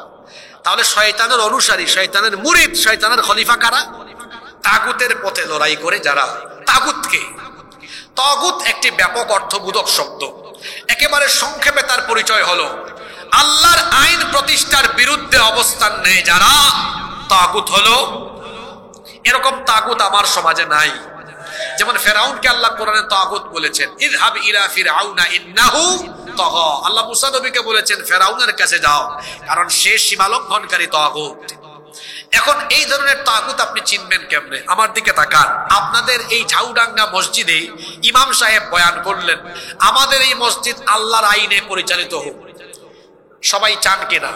সভাপতি, সেক্রেটারি, কেশিয়ার, মুসল্লি সবাই হাত তুলে বলবে হুজুর আমরা চাই, একমত আমরা। হুজুর যদি খুশি হয়ে বলেন যে আল্লাহর আইনে, কোরআনের আইনে মসজিদ চলবে, সে আল্লাহর আইনে সমাজ চলবে, দেশ চলবে, একটু আগে যারা খুশি হয়ে ঠিক ঠিক বলছে, হাত তুলছে, দেখবেন তাদের মধ্যে বহু মানুষ চেহারা তখন কালো করে হুজুরের চাকরি খাওয়ার জন্য উঠে পড়ে লেগে যাবে। কি গো ভাই, একটু আগে আপনি কোরআনের আইন দিয়ে মসজিদ চলুক চাইলেন, সবাই হাত তুললেন, এখন আবার কোরআনের আইনে, আল্লাহর আইনে সমাজ চলুক, দেশ চলুক, এটা আপনি চান না। আল্লাহর আইনে দেশ চলুক এটা কেবলমাত্র চায় না তারা চোর, বাটপার, দাদাবাজ, সন্ত্রাস যারা, তারা আল্লাহর আইন চায় না। কারণ আল্লাহর আইন প্রতিষ্ঠা হলে অত চাঁদাবাজি করতে পারবে না, অত টেন্ডারবাজি করতে পারবে না, অসন্ত্রাসী কার্যক্রম চালাতে পারবে না। আর যুবকদেরকে বলছি, এদের পিছনে গিয়ে তোমার যৌবন নষ্ট করো না। অনেকে আছে তাদের ক্ষমতার জন্য আপনার মতো যুবককে টার্গেট করে, যুবকদের দল নিয়ে ঘোরাফেরা করে, চলাফেরা করে, তার নিজের গদি ঠিক রাখার জন্য যুবকদেরকে ক্ষমতার ঢাল বা হাতিয়ার বানিয়ে যুবকদেরকে চামচার মতো ব্যবহার করে। আমি আমার যুবক ভাইদেরকে বলছি, এই যৌবন কারো চামচামির জন্য দেওয়া হয় নাই, এই যৌবন দেওয়া হয়েছে আল্লাহর জমিনে আল্লাহর কোরআনের রাজ কায়েম করার জন্য। এই জন্য কোন নেতা খেতার পিছনে গিয়ে চামচামি করো না। এই দেশের এই নতুন পরিবর্তিত পরিস্থিতি এই সুন্দর বাংলাদেশ উপহার দিয়েছে শহীদ আবু সাইদ, শহীদ মীর মুগ্ধের মতো হাজার হাজার লক্ষ লক্ষ যুবকদের তিতিক্ষাই বাংলাদেশ আমরা পেয়েছি। এখন এই বাংলাদেশ বিনির্মাণে যুব সমাজকে এগিয়ে আসতে হবে। আমরা 71 সালে স্বাধীনতা লাভ করার পরে 2025 আজকে 54 বছর ধরে বাংলাদেশে দেখছি ব্যক্তির পরিবর্তন হয়, দল পরিবর্তন হয়, শাসকের পরিবর্তন হয়, মানুষের ভাগ্য বদলায় না। মানুষের ভাগ্য এই সকল চুরি, ডাকাতি, লুটপাট করে ভাগ্য বদলাবে না। মানুষের ভাগ্য বদলাতে হলে কোরআনের শাসনের দরকার। এই জন্য সবাইকে আবারও আরেকটি বিপ্লবের জন্য প্রস্তুতি নিতে হবে। সেই বিপ্লব হবে কোরআনের বিপ্লব।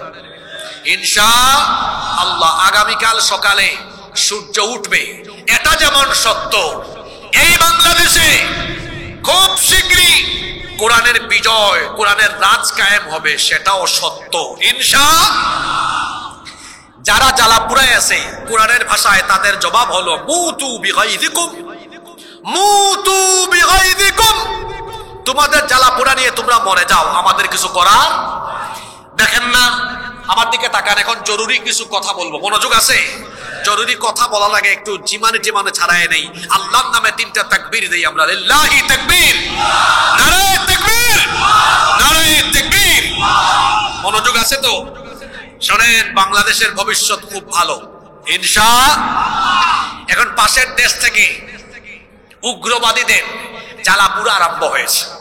দেখেন নাই আপনারা, 5 আগস্টের পর থেকে পর্যন্ত এই বাংলাদেশকে অস্থিতিশীল করার জন্য, বাংলাদেশে বিশৃঙ্খলা পরিস্থিতি সৃষ্টি করার জন্য তারা উঠে পড়ে লেগেছে।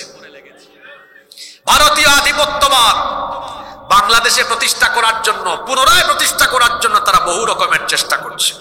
আমরা সতর্ক করছি, এই দেশে আর কোনদিন ভারতীয় আধিপত্যবাদ কায়েম করতে দেওয়া হবে না, হবে না, হবে না।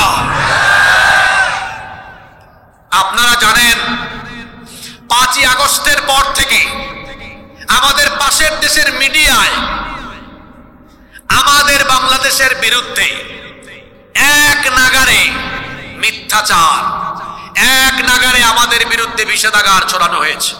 কি বলা হচ্ছে? বলা হচ্ছে বাংলাদেশে নাকি জঙ্গিবাদ কায়েম হয়ে গিয়েছে, এখানে হিন্দু এবং সংখ্যালঘু অমুসলিম যারা আছে তাদের ঘর বাড়ি জ্বালায়া পুরায় নাকি শেষ করে দেওয়া হচ্ছে। কথাটা সত্য না মিথ্যা? জোরে বলেন। বরং বাস্তব চিত্র হলো বাংলাদেশে অমুসলিমরা জামায়াতরে আছে, থাকবেও ইনশাআল্লাহ। আমরা বলি কি মায়ের চেয়ে মাসির দরদ, ওরা বলে বাংলাদেশে জঙ্গিবাদের উত্থান হয়েছে। আমি বলি কি নিজের চরকায় তেল দাও। আমাদেরকে জঙ্গি বলার আগে আয়নায় বারবার নিজেদের চেহারা তোমরা দেখো, কারণ এই গুজরাটের কসাই আরএসএস এর গুন্ডা, গুজরাটের কসাই নরেন্দ্র মোদী তার কর্তৃত্ববাদী, তার উগ্রবাদী লোকদেরকে দিয়ে তারা হায়দ্রাবাদে, সিকিমে, গুজরাটে, তারপরে কাশ্মীরে যে বর্বরতা চালিয়েছে, তাতে তারা পৃথিবীর কুখ্যাত জঙ্গির পরিচয় দিয়েছে। আমাদেরকে সন্ত্রাসী বলার আগে আয়নায় নিজের চেহারা বারবার দেখো। আমরা এই বাংলাদেশে কোন অমুসলিমদের উপাসনালয় দখল কোনোদিন করি নাই, করবো না। ইসলাম আমাদেরকে এই শিক্ষা দেয়, এই শিক্ষা দেয় না। কিন্তু আমাদেরকে যে জঙ্গি বলো, সন্ত্রাসী বলো, আয়নায় কি নিজেদের চেহারা দেখেছো? তোমরা তো সেই অসভ্য, সেই জঙ্গি, সেই উগ্রবাদী। তোমরা আমাদের শত শত বছরের ঐতিহ্য, আমাদের বাবরি মসজিদ দখল করে রাম মন্দির বানিয়ে পৃথিবীর 200 কোটি মুসলমানদের কলিজায় আগুন ধরিয়ে দিয়েছো। বাংলাদেশে কি আমরা কোনো মন্দির দখল করেছি? না, কোনোদিন করব। আমাদের দিন কি আমাদেরকে এটা শেখায়? বরং আল্লাহ আমাদেরকে শিখিয়েছেন অমুসলিমদের সাথে ভালো আচরণ করো, তাদের উপরে ন্যায় বিচার করো, জুলুম করো না। এমনকি কোরআনে আল্লাহ বলেছেন অমুসলিমদের উপাস্যকে গালি দিও না। তুমি যদি তাদের দেবতাকে, উপাস্যকে গালি দাও, তারাও তো তোমার আল্লাহকে গালি দিতে পারে। সুবহানাল্লাহ, এত শান্তির কথা কোরআনে আছে। আল্লাহ আরো বলেছেন, নবী মুহাম্মদুর রাসূলুল্লাহ সাল্লাল্লাহু আলাইহি ওয়াসাল্লাম বলেছেন, কখনো কোনো অমুসলিমদের উপাসনালয়ে হামলা চালায়ও না। আমরা তো সেই শিক্ষায়, সেই দীক্ষায় দীক্ষিত মুসলমান। এজন্যই তো আমার পূর্বপুরুষরা 750 বছর ভারতকে শাসন করেছেন। এই ভারতীয় উপমহাদেশে কোনোদিনও তারা অন্য ধর্মের, অন্য মতের মানুষদের উপরে জুলুম নির্যাতন চালায় নাই। আজকে 1947 থেকে এই 2025 কত বছর হয়? এই 72, 73, 74 বছর ধরে তারা ভারতবর্ষ শাসন করে। তারা কর্তৃত্ববাদের ফলে, কর্তৃত্ববাদ কায়েম করে সেই দেশে সংখ্যালঘু যারা মুসলমান তাদের উপর জুলুম নির্যাতনের স্টিম রোলার চালিয়েছে। আমার দেশে তারা তাদের একচ্ছত্র আধিপত্যবাদ কায়েম করেছিল। এখন যখন ছাত্র জনতা ঐক্যবদ্ধ হয়ে বাংলা বাংলাদেশকে তাদের আধিপত্য থেকে মুক্ত করেছে, তাদের আধিপত্যবাদ থেকে মুক্ত করার পরে তাদের মাথা এখন খারাপ হয়ে গিয়েছে। তাদের মিডিয়ায় মিথ্যাচার ছড়াতে ছড়াতে এখন একেবারে হুমকি, কি হুমকি দেওয়া হয়, বলে বাংলাদেশের কিছু অঞ্চল তারা দখল করে নিবে। আপনারা ঘুমাই গেছেন না আছেন? আমি যে কথাগুলো বলতেছি বানায়া বলতেছি না সত্য বলতেছি? ওই যে রিপাবলিক বাংলা একটা চ্যানেল আছে, ওখানে এক প্রেজেন্টার আছে, তার নাম ময়ূখ রঞ্জন। ব্যাং যেমন লাফায় ও তেমন লাফায়। বাংলাদেশের মানচিত্র ডিসপ্লেতে এনে বলবে, এই যে চট্টগ্রাম, রংপুর, সিলেট আমরা দখল করে ফেলবো। হ্যাঁ ময়ূখ রঞ্জন, চট্টগ্রাম, সিলেট আর রংপুর তোর বাপ দাদার নাকি? বাংলাদেশের মানচিত্রের উপরে যারা চক্ষু দিবে সেই কালো চক্ষু আমরা উপড়ে ফেলবো। এই দেশের দিকে যারা কালো হাত বাড়াবে, এই দেশের 20 কোটি জনগণ সেই কালো হাতকে ভেঙে চুরে টুকরা টুকরা করে দিবে। সিলেট নিয়ে কথা বলেছে, তা আমার বাড়ি তো সিলেটে, আপনারা জানেন, জানেন না? তো সিলেটিদেরকে যারা চিনেন তো ভালো কথা, না চিনলে নতুন করে চিনায় দিয়ে যাই। আমরা হযরত শাহজালাল রহমতুল্লাহ আলাইহির রুহানি সন্তান। তিনি 360 জন আউলিয়া নিয়ে সুরমা নদীর উপর দিয়ে সিলেটে ঢুকেছেন। আল্লাহর ওলি সিলেটে ঢুকার সময় সুরমা নদীর নৌকা টুকা কিছুই নাই, যায় নামাজ বিছায়া, আল্লাহর ওলির কারামত দেখেন, যায় নামাজ বিছায়া সুরমা নদী পাড়ে দিয়ে সিলেটে ঢুকেছেন। আল্লাহু আকবার। তারপরে গৌর গোবিন্দকে সিলেট থেকে উৎখাত করে দিয়েছেন। গৌর গোবিন্দের উত্তরসূরিরা যদি সিলেটের দিকে হাত বাড়ায়, শাহজালালের উত্তরসূরিরা সেই কালো হাত ভেঙে চুরে টুকরা টুকরা করে দিবে, সাতক্ষীরার মানুষকে সহযোগিতা করবে। তা আমাদের সিলেটে মানুষ আঞ্চলিক ভাষায় বড় মজা করেও বলছে, শান্তিপ্রিয় মানুষ বলতেছে, আও বা ইয়া হামাও, হামানের বাদে বুঝবাই বাদাম দিব। বুঝছেন আপনারা? আও মানে আসো, আইয়া হামাও মানে এসে ঢুকো, বাদে দইরিয়া বাদাম দেবো। বাদাম মানে বুঝছেন তো আপনারা? হ্যাঁ, মাইর হবে। আমি সতর্ক করছি, আপনাদেরকেও বলে যাচ্ছি, আমরা মুসলমান, আমরা যুদ্ধপ্রিয় নই, আমরা শান্তিপ্রিয়। জোরে বলেন আমরা কি? আমরা শান্তিপ্রিয় বলেই তো 5ই আগস্ট থেকে জানুয়ারির আজকে 7 তারিখ পর্যন্ত এত উস্কানি দেওয়া হয়। আমরা উস্কানির পা না দিয়ে আমরা সবাই শান্তিপ্রিয় আছি, এখনো আছি না? আমরা শান্তিপ্রিয় আছি, এটাকে আমাদের দুর্বলতা ভাববেন না। মুসলমানদের স্বভাব হলো আমরা ডিফেন্সিভ, আমরা আক্রমণাত্মক নই, আমরা কাউকে আগে আক্রমণ করি না। তবে আমাদের স্বভাব হলো আমাদেরকে কেউ আঘাত করলে আমরা আক্রান্ত হলে কাউকে ছেড়েও দেই না। তারা আমাদেরকে হুমকি দেয়, আমাদের ভূমি তারা দখল করবে, এত সহজ। তারা হিসাব করে, সেদিন দেখলাম এক ভারতীয় চ্যানেলে হিসাব করে, এদের মিলিটারি কম, যুদ্ধ বিমান কম, যুদ্ধ জাহাজ কম, সাবমেরিন কম, জনসংখ্যা কম, ব্যাককলের দল। আমাদের যদি কিচ্ছুও না থাকে, আমাদের ঈমান আছে, তোদের ঈমান নাই। এই ঈমানি অস্ত্রের সামনে আমাদেরকে মোকাবেলা করার মতো কোনো শক্তি পৃথিবীতে এখনো হয় নাই। মুসলমান তো কোনোদিন সংখ্যা দিয়ে বিজয়ী হয় নাই, আমরা যুগে যুগে বিজয়ী হয়েছি ঈমানের কোয়ালিটি দিয়ে। বদরে আমাদের সংখ্যা কম ছিল, কাফিরের সংখ্যা বেশি ছিল, আমাদেরকে সাহায্য করেছেন কে? ওরা হিসাব নিকাশ কিছুই বুঝে না, কিছুই বুঝে না। সূরা আনফাল, কোন সূরা? জোরে বলেন। আয়াত নাম্বার 65। আয়াত নাম্বার কত? আল্লাহ আয়াতে বলছেন, ইয়াকুম মিনকুম 20 সাবিরুনা ইয়াগলিবু মিআতাইন। শুনতেছেন আপনারা? ওই ব্যাককলরা যারা নিউজ রুমে বসে হিসাব করে, ওদেরকে হিসাবটা দেই আমি। ওরা যদি আমার এই হিসাব শুনে রাখি ইন্টারনেটে তো ভালো। দেখ ব্যাককলের দল, হিসাব আমাদের কোরআনে আল্লাহ দিয়েছেন। হিসাবটা কে দিয়েছেন? সূরার নাম সূরা আনফাল। ওদের কাছেও কোরআন শরীফ আছে, ওরা যেন মিলায় নেয়। সূরার নাম সূরা আনফাল, এটা 8 নম্বর সূরা। কয় নম্বর সূরা? আয়াত নাম্বার কত? এখানে আল্লাহ কি বলছেন? ইয়াকুম মিনকুম 20 সাবিরুনা ইয়াগলিবু 200।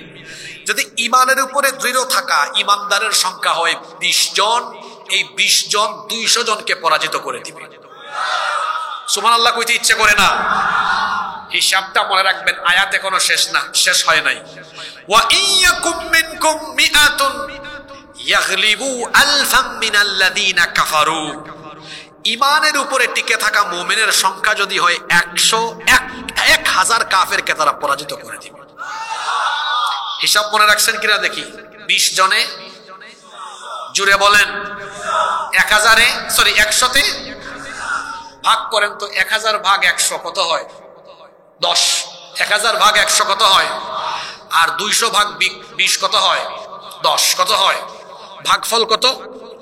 তার মানে যুদ্ধের সময় একজন মুমিন সংখ্যায় একজন হলেও কোয়ালিটিতে 10 গুণ শক্তি তাকে 10 জন কাফিরকে হারায় দেয়। সুবহানাল্লাহ। এই সময় এই শক্তিটা দান করেন কে? আপনারা দেখেন নাই খায়বারের যুদ্ধে হযরত আলী রাদিয়াল্লাহু আনহু, আল্লাহর নবী বললেন আজকে আল্লাহ আলীর হাতে খায়বারের বিজয় দান করবে। সুবহানাল্লাহ পড়বেন না? হযরত আলী রাদিয়াল্লাহু আনহু সেই দিন এক হাতে তলোয়ার, আরেক হাতে খায়বারের একটা লোহার কপাট, বিরাট এক কপাট বুঝেন তো, দরজা আর কি, দরজা, এক হাতে দরজা এটা আলগায়া একদম কাফিরদেরকে সাইজের উপর সাইজ করেছেন। যুদ্ধ যখন শেষ হয়েছে, সবাই যখন শুনলো আলী রাদিয়াল্লাহু আনহু হাতে কপাট নিয়ে কাফিরদেরকে সাইজ করেছেন, সাহাবীরা বলেন আলী এত বড় কপাট তো একজন তোলা যায় না, এটা তুমি তুলছো কেমনে? কয়েকজন লাগে তুলতে। আমি পারি তো। তিনি যখন এটা তোলার জন্য হাত দিলেন, এখন না, জোরে বলেন এখন না, তিনি শরম পেয়ে গেলেন। আল্লাহ রাসূল বলেন আলী লজ্জা পেও না, কাফিরদেরকে সাইজ করার জন্য যুদ্ধের টাইমে আল্লাহই তোমার গায়ে এত শক্তি ঢেলে দিয়েছিলেন। সুবহানাল্লাহ। জুলাই আগস্টে আমার দেশের ছাত্রদের হাতে কোনো অস্ত্র ছিল? জোরে বলেন ছিল? আপনারা একটা ভিডিও দেখেছেন ফেসবুকে, পুলিশ বলতেছে কয় স্যার একটারে মারি 4টা দাঁড়িয়ে যায়, ভয় পায় না। একজনের হাতে অস্ত্র শস্ত্র ছিল না, কিন্তু আমার মনে হয় মুসলিম যুবকদের বুকে বুক ভরা ইমানের তেজ নিয়ে দাঁড়িয়েছিল বলে অস্ত্র শস্ত্র দিয়ে এই ইমানদার যুবককে মোকাবেলা করা যায় না। এবার আসেন হিসাবে, আল্লাহ হিসাবটা দিয়েছেন। তাইলে যুদ্ধের সময় মুসলমানরা কয় গুণ শক্তিশালী হয়? জোরে বলেন কয় গুণ? আমাদের দেশের জনসংখ্যা হলো 18 বা 20 কোটি, এখানে মুসলমান আছে 14 কোটি সংখ্যায়, কিন্তু যুদ্ধের মাঠে এদের কোয়ালিটি হলো 14 কোটি গুণ 10 সমান কত? 100। ব্যাককলের দল, এদেরকে বলবো হিসাব ভালো করে নাও, 14 কোটি গুণ 10 সমান কত? 140 কোটি। এখানে হিসাব শেষ না, তোমাদের জনসংখ্যা 130 কোটি, সেখানে 30 কোটি আমাদের ভাই যারা বহুকাল ধরে নির্যাতিত। তো 30 কোটিকে গুণ করেন আরো 10 দিয়ে, হইল কত? 300 কোটি। ওই পারে 300, এই পারে 140 কোটি, মোট 440 কোটি। যদি দুই দিক থেকে চাপ মারে, শিল পাটার মাঝখানে ঢুকলে যা হয়, পরিণতি তাই হবে। দুই দিক থেকে যদি 10 গুণ ইমানি কোয়ালিটি নিয়ে দুই দিক থেকে দুই পারের মুসলমানরা উগ্রবাদীদেরকে চাপ মারে, ক্যাবলা থাবলা হয়ে যাবে। শুধু কি তাই? এখানে আরেকটা হাদিস আছে যেটা নবীজি 1500 বছর আগে আপনাদেরকে শুনিয়ে গিয়েছেন, সেটা কি বলবো? এই হাদিসটা নাসাই ইবনে মাজাহ শরীফে এসেছে। আল্লাহ নবী বলেছেন ইসাবাতান মিন উম্মতি আহরাজাহুমাল্লাহু মিনান নার। আমার উম্মতের 2টা দলকে আল্লাহ তাআলা জাহান্নাম থেকে মুক্তি দিয়েছেন। সুবহানাল্লাহ। এদের জন্য জাহান্নাম মাফ, এদেরকে আল্লাহ জান্নাত দিবেন। সুবহানাল্লাহ পড়েন। কয়টা দল? এই 2 দলে থাকতে চান তো? একটা দল হলো, রাসূল বলছেন ইসাবাতুন তাগজুল হিন্দ, যারা হিন্দুস্তানের বিরুদ্ধে লড়াই করবে, যুদ্ধ করবে। হিন্দুস্তানের বিরুদ্ধে যুদ্ধে অংশ নেওয়া প্রত্যেকটা মুসলমানকে আল্লাহ জাহান্নাম থেকে বাঁচিয়ে দিবেন। কাদের বিরুদ্ধে? যুদ্ধে শহীদ হওয়া না অংশ নেওয়া? জোরে বলেন। তাহলে 1500 বছর আগে রাসূল জানতেন এই এরিয়াতে, এই সীমানাতে, এই এলাকাতে হিন্দুস্তানের সাথে মুসলমানদের একটা যুদ্ধ হবে, যেটার নাম গাজওয়াতুল হিন্দ। রাসূল বলেছেন এই যুদ্ধে অনেক মুসলমান শহীদ হবে, কিন্তু শেষ পর্যন্ত মুসলমান বিজয়ী হবে। সুবহানাল্লাহ পড়বেন না? আর নবী বলছেন এই যুদ্ধে অংশ নেওয়া প্রত্যেক মুসলমানকে আল্লাহ জাহান্নাম থেকে মুক্তি দিয়ে দিবেন। আগেই বলেছি আমরা যুদ্ধপ্রিয় নই, আমরা শান্তিপ্রিয়। কিন্তু অশান্তির দাবানল জ্বালাতে জ্বালাতে যদি আমার দেশের মানচিত্রের উপরে শকুনের থাবা পড়ে, রাসূলের হাদিস আজকে এখানে বলে গেলাম, এই হাদিসের শিক্ষা নিয়ে, গাজওয়াতুল হিন্দের চেতনা নিয়ে যখন এই দেশের 14 কোটি মুসলমান উগ্রবাদীদের বিরুদ্ধে মোকাবেলায় দাঁড়িয়ে যাবে, ইউনূস সাহেব বলেছেন 7 সিস্টারের কথা, আর রাসূলের গাজওয়াতুল হিন্দের সেই হাদিস মনে করিয়ে দিয়ে গাজওয়াতুল হিন্দের চেতনা নিয়ে আমরা যখন নামবো, আমি বলে গেলাম শুধু 7 সিস্টার নয়, ভারত যদি বাংলাদেশকে অশান্ত করার জন্য দুই দেশের মুখোমুখি কোনো যুদ্ধের পরিস্থিতি তৈরি করে ভারতবর্ষে আরেকটি পবিত্র যুদ্ধ অনুষ্ঠিত হবে। সেই গাজওয়াতুল হিন্দে যুবক, তরুণ, আবাল, বৃদ্ধ, বনিতা গাজওয়াতুল হিন্দের চেতনায়, শাহাদাতের চেতনায় যখন অংশ নিবে, ভারতের মানচিত্র টুকরা টুকরা হয়ে গিয়ে দিল্লিতে কালেমার পতাকা উড়ে দেওয়া হবে।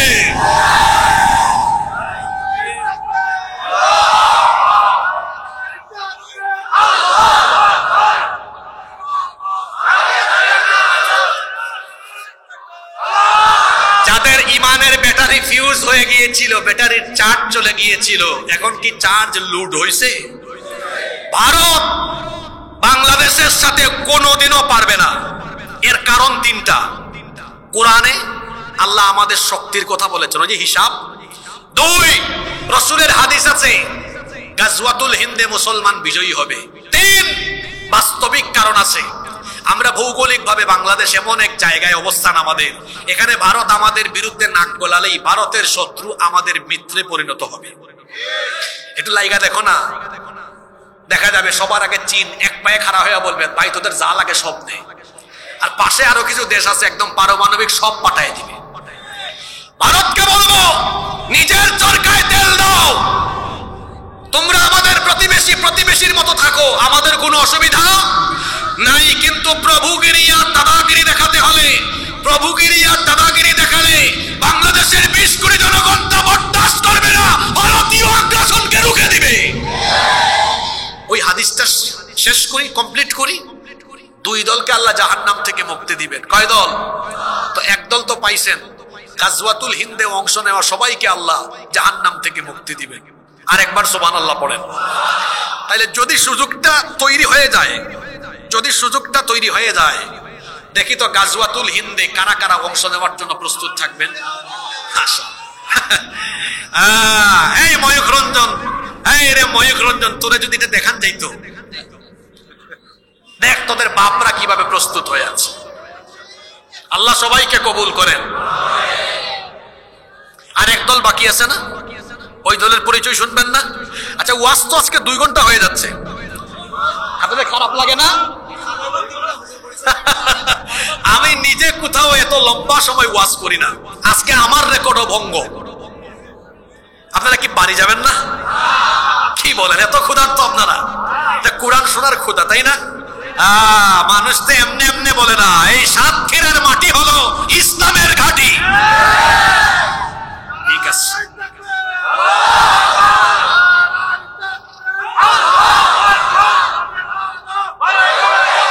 আজব মানুষ আপনারা। 2 ঘন্টা হয়ে গেল, এখনো আপনাদের বিরক্ত লাগে না, খারাপ লাগে না? তবে আমরা আর বেশিক্ষণ কথা বলবো না ইনশাআল্লাহ। আপনারা 5-7 মিনিট থাকতে পারবেন না? তাহলে আরেক দলের পরিচয় নেন। ওয়াইসাবাতুন তাকুনু মা ঈসা ইবনে মারইয়াম আলাইহিস সালাম। আমরা জানি পৃথিবীর একজন নবী মারা যান না এখনো, সেই নবীর নাম কি? কিন্তু খ্রিস্টানরা বলে ঈসা আলাইহিস সালামকে তারা শুলে চড়িয়ে হত্যা করেছে। আসলে তারা যাকে শুলে চড়িয়ে হত্যা করেছে উনি ঈসা ছিলেন না, উনি ছিলেন মিস্টার মিসা। তারা যখন সৈন্যদল নিয়ে গিয়েছিল ঈসা নবীকে ধরার জন্য, আল্লাহ তাআলা তখন ঈসা আলাইহিস সালামকে আসমানে উঠায় হেফাজত করেছেন। ওরা যখন ঢুকছে, ওদের এক সৈন্যকে আল্লাহ ঈসা নবীর সুরত দিয়েছেন। আল্লাহ কি পারেন না? ওরা সবাই মিলে তাকে ধরছে, এই ঈসা তোরে পাইছি। কয় আমি ঈসা না, আমি মিসা। কয় তুই ঈসা না মিসা আমরা ভালো করে জানি। ধইরা নিয়ে গেছে, সে চিৎকার করে আমি ঈসা না, আমি মিসা। কয় তুই কিসের মিসা? তুই ঈসা। তারপরে শুলে চড়ায় তারা মারছে। তারা যাকে মারছে তিনি কি ঈসা না মিসা? ঈসা আলাইহিস সালাম আবার পৃথিবীতে আসবেন, দাজ্জালকে হত্যা করার জন্য আল্লাহ তাকে পাঠাবেন। ঈসা আলাইহিস সালাম আসার পরে দাজ্জালকে হত্যা করার জন্য তিনি যে বাহিনী গঠন করবেন, সেই বাহিনীতে যারা সৈনিক হবে, তার সাথী যারা হবে, আল্লাহ বলেছেন আমি তাদেরকে জাহান্নাম থেকে মুক্তি দিয়ে দিব। সুবহানাল্লাহ। আমরা যদি জীবদ্দশায় দুইটা চান্সের কোনো একটা চান্স বা দুইটাই পাই, আমরা কি মিস করব? জোরে বলেন মিস করব? আল্লাহ সবাইকে কবুল করে। আসেন, আমি বলছিলাম 4 নাম্বার শয়তানি কাজের কথা। কোরআনের আন্দোলনের বিরুদ্ধে অন্য আন্দোলন করা এটা শয়তানি কাজ। কি কাজ? শয়তানি কাজ। আমার দেশে কোরআন ইসলাম কায়েম হবে ইনশাআল্লাহ। আমরা সবাই এর পক্ষে থাকবো। আমরা পক্ষে আছি না নাই? কষ্ট হচ্ছে আপনাদের না? 5 এবং সর্বশেষ কথায় আছে, শেষ ভালো যার সব ভালো। এত রিকোয়েস্ট আসতেছে, এই রিকোয়েস্ট গ্রহণ করতে হলে তো আবার প্রশ্ন আসতেছে। প্রশ্নগুলো আপনারা এখানে স্থানীয় মুফতি সাহেবদের সাথে করবেন ইনশাআল্লাহ। আচ্ছা, 5 নাম্বার শয়তানি কাজ, গান বাজনায় আসক্ত হওয়া। এটা আরেকটা শয়তানি কাজ। আমাদের এলাকায় গান বাজনা নাই তো? জোরে বলেন। গান বাজনা আমার সমাজে এমন ভাবে ঢুকে গিয়েছে যেন এটা আমাদের কাছে সহজ সরল ব্যাপার হয়ে দাঁড়িয়েছে। আল্লাহ নবী বলেছেন, আল গিনা ইয়ামবুতুন নিফাকু ফিল কলবি কামা ইয়ামবুতুল মাউজ যারা। পানি সেচ দিলে যেমন ফসলের উৎপাদন বাড়ে, ঠিক তেমনি ভাবে গান বাজনা মানুষের অন্তরের নিফাককে বৃদ্ধি করে দেয়। গান বাজনায় আসক্ত হয়ে গেলে মানুষের ঈমান দুর্বল হয়ে যায়, ঈমানটা ধীরে ধীরে চলে যাওয়ার অবস্থা হয়ে যায়। গান বাজনায় আসক্ত হয়ে গেলে মানুষ নিফাকে আচ্ছন্ন হয়ে যায়, অন্তর নাপাক হয়ে যায়। আজ গান বাজনা আমার সমাজে এমন ভাবে ছড়িয়ে পড়েছে, দেখবেন বেশিরভাগ বাড়িতে এখন গান বাজনা ছাড়া বিয়ে শাদী হয় না। এমন অবস্থা দেখা যায় বিবাহের দিন হুজুর ডেকে এনে বিবাহের খুতবা দেয়। হুজুর বিবাহের খুতবা দেওয়ার সময় কয়েকটা আয়াত তিলাওয়াত করেন, অন্যদিকে আগের রাতে কোরআন বিরোধী কাজ হয়েছে। গায়ে হলুদের নামে নারী পুরুষ একত্রিত হয়ে গান বাজনার আয়োজন করেছে, গান বাজনা দিয়ে বিবাহ শাদী শুরু হয়েছে। এখন আমাকে বলেন তো, বিয়ে কি শুধু সামাজিক অনুষ্ঠান না ইবাদত? আরো জোরে বলেন। বিয়ের মতো ইবাদত, নাচ গান বাজনার মতো নাপাক কাজ দিয়ে যারা আরম্ভ করে, আমি আজকে এখানে বলে গেলাম, যে ছেলে আর যে মেয়ে বিবাহ শাদীর সময় গান বাজনা বাজায়া বিয়ের অনুষ্ঠান করে, এই ছেলে মেয়ে এই দম্পতির ঘরে যে সন্তানগুলো জন্ম নিবে, এগুলাও ঝাঁকা নাকা মার্কা সন্তান হবে। গান বাজনায় আসক্ত হবেন না। আমার যুবক ভাইদেরকে বলছি, গান যদি শুনতেই মন চায় তাহলে আপনারা সাইমুম শশাস কলরবের শিল্পীদের গান শুনবেন। আল্লাহর নামে যে গান গাওয়া হয়, সঙ্গীত গাওয়া হয়, সেই সঙ্গীতের মধ্যে হৃদয়ের খোরাক আছে না নাই? তোমার নামে যদি গান গাওয়া হয়, গান সুন্দর হয়। তোমার নামে যদি গান গাওয়া হয়, গান সুন্দর হয়। তোমার সৃষ্টি পানে যদি চাওয়া হয়, চোখ সুন্দর হয়। তোমার নামে যদি গান গাওয়া হয়, গান সুন্দর হয়। কার নামে? আল্লাহর নামের গান যেমন সুন্দর, আল্লাহ তেমন। দুনিয়া সুন্দর তুমি আল্লাহ, জানি না কত সুন্দর তুমি আল্লাহ। সুবহানাল্লাহ। এরকম গান গজল আমরা শুনবো। আমরা আমাদের বিয়ে শাদীর অনুষ্ঠানগুলোকে গান বাজনা মুক্ত করব ইনশাআল্লাহ। দেখি যুবক ভাইয়েরা আমাকে কথা দেন তো, যারা বিয়ে শাদী করেন নাই, আমরা আমাদের বাড়ির বিয়ের অনুষ্ঠানগুলো কি শয়তানের তরিকায় করব না সুন্নতি তরিকায়? তাহলে আমাদের বাড়ি থেকে গান বাজনা থাকবে? জোরে বলেন, থাকবে? বাড়িতে গান বাজনা থাকবেন না, এই ওয়াদা করবেন কে কে? দিকে হাত তুলেন তো। মাশাআল্লাহ, আল্লাহ সবার হাতকে কবুল করেন। আজকে কয়টা শয়তানি কাজের কথা বললাম? জোরে বলেন। এবার রিভাইজ একটু আদায় করি। 1 নাম্বার শয়তানি কাজ কি? ছেড়ে দেওয়া। জোরে বলেন, কি ছেড়ে দেওয়া? আমরা নামাজ ছাড়বো না, আদায় করব। জোরে বলেন, ছাড়বো না, আদায় করব। 2 নাম্বার শয়তানি কাজ কি নষ্ট করা, সময় নষ্ট করবেন। 3 নাম্বার শয়তানি কাজ বেপরদার সয়লাভ ঘটানো। আমরা কি বেপরদায় থাকবো বা বেপরদায় রাখবো? তারপরে 4 নাম্বার কোরআনের আন্দোলনের বিপরীত অবস্থান নেওয়া, আমরা আল্লাহর কোরআনের পক্ষে না বিপক্ষে। 5 নাম্বার গান বাজনায় আসক্ত হওয়া, আমরা গান বাজনার পক্ষে না বিপক্ষে। শুনতে চাইলে কোরআন শুনবো, গজল শুনবো, ইনশাআল্লাহ।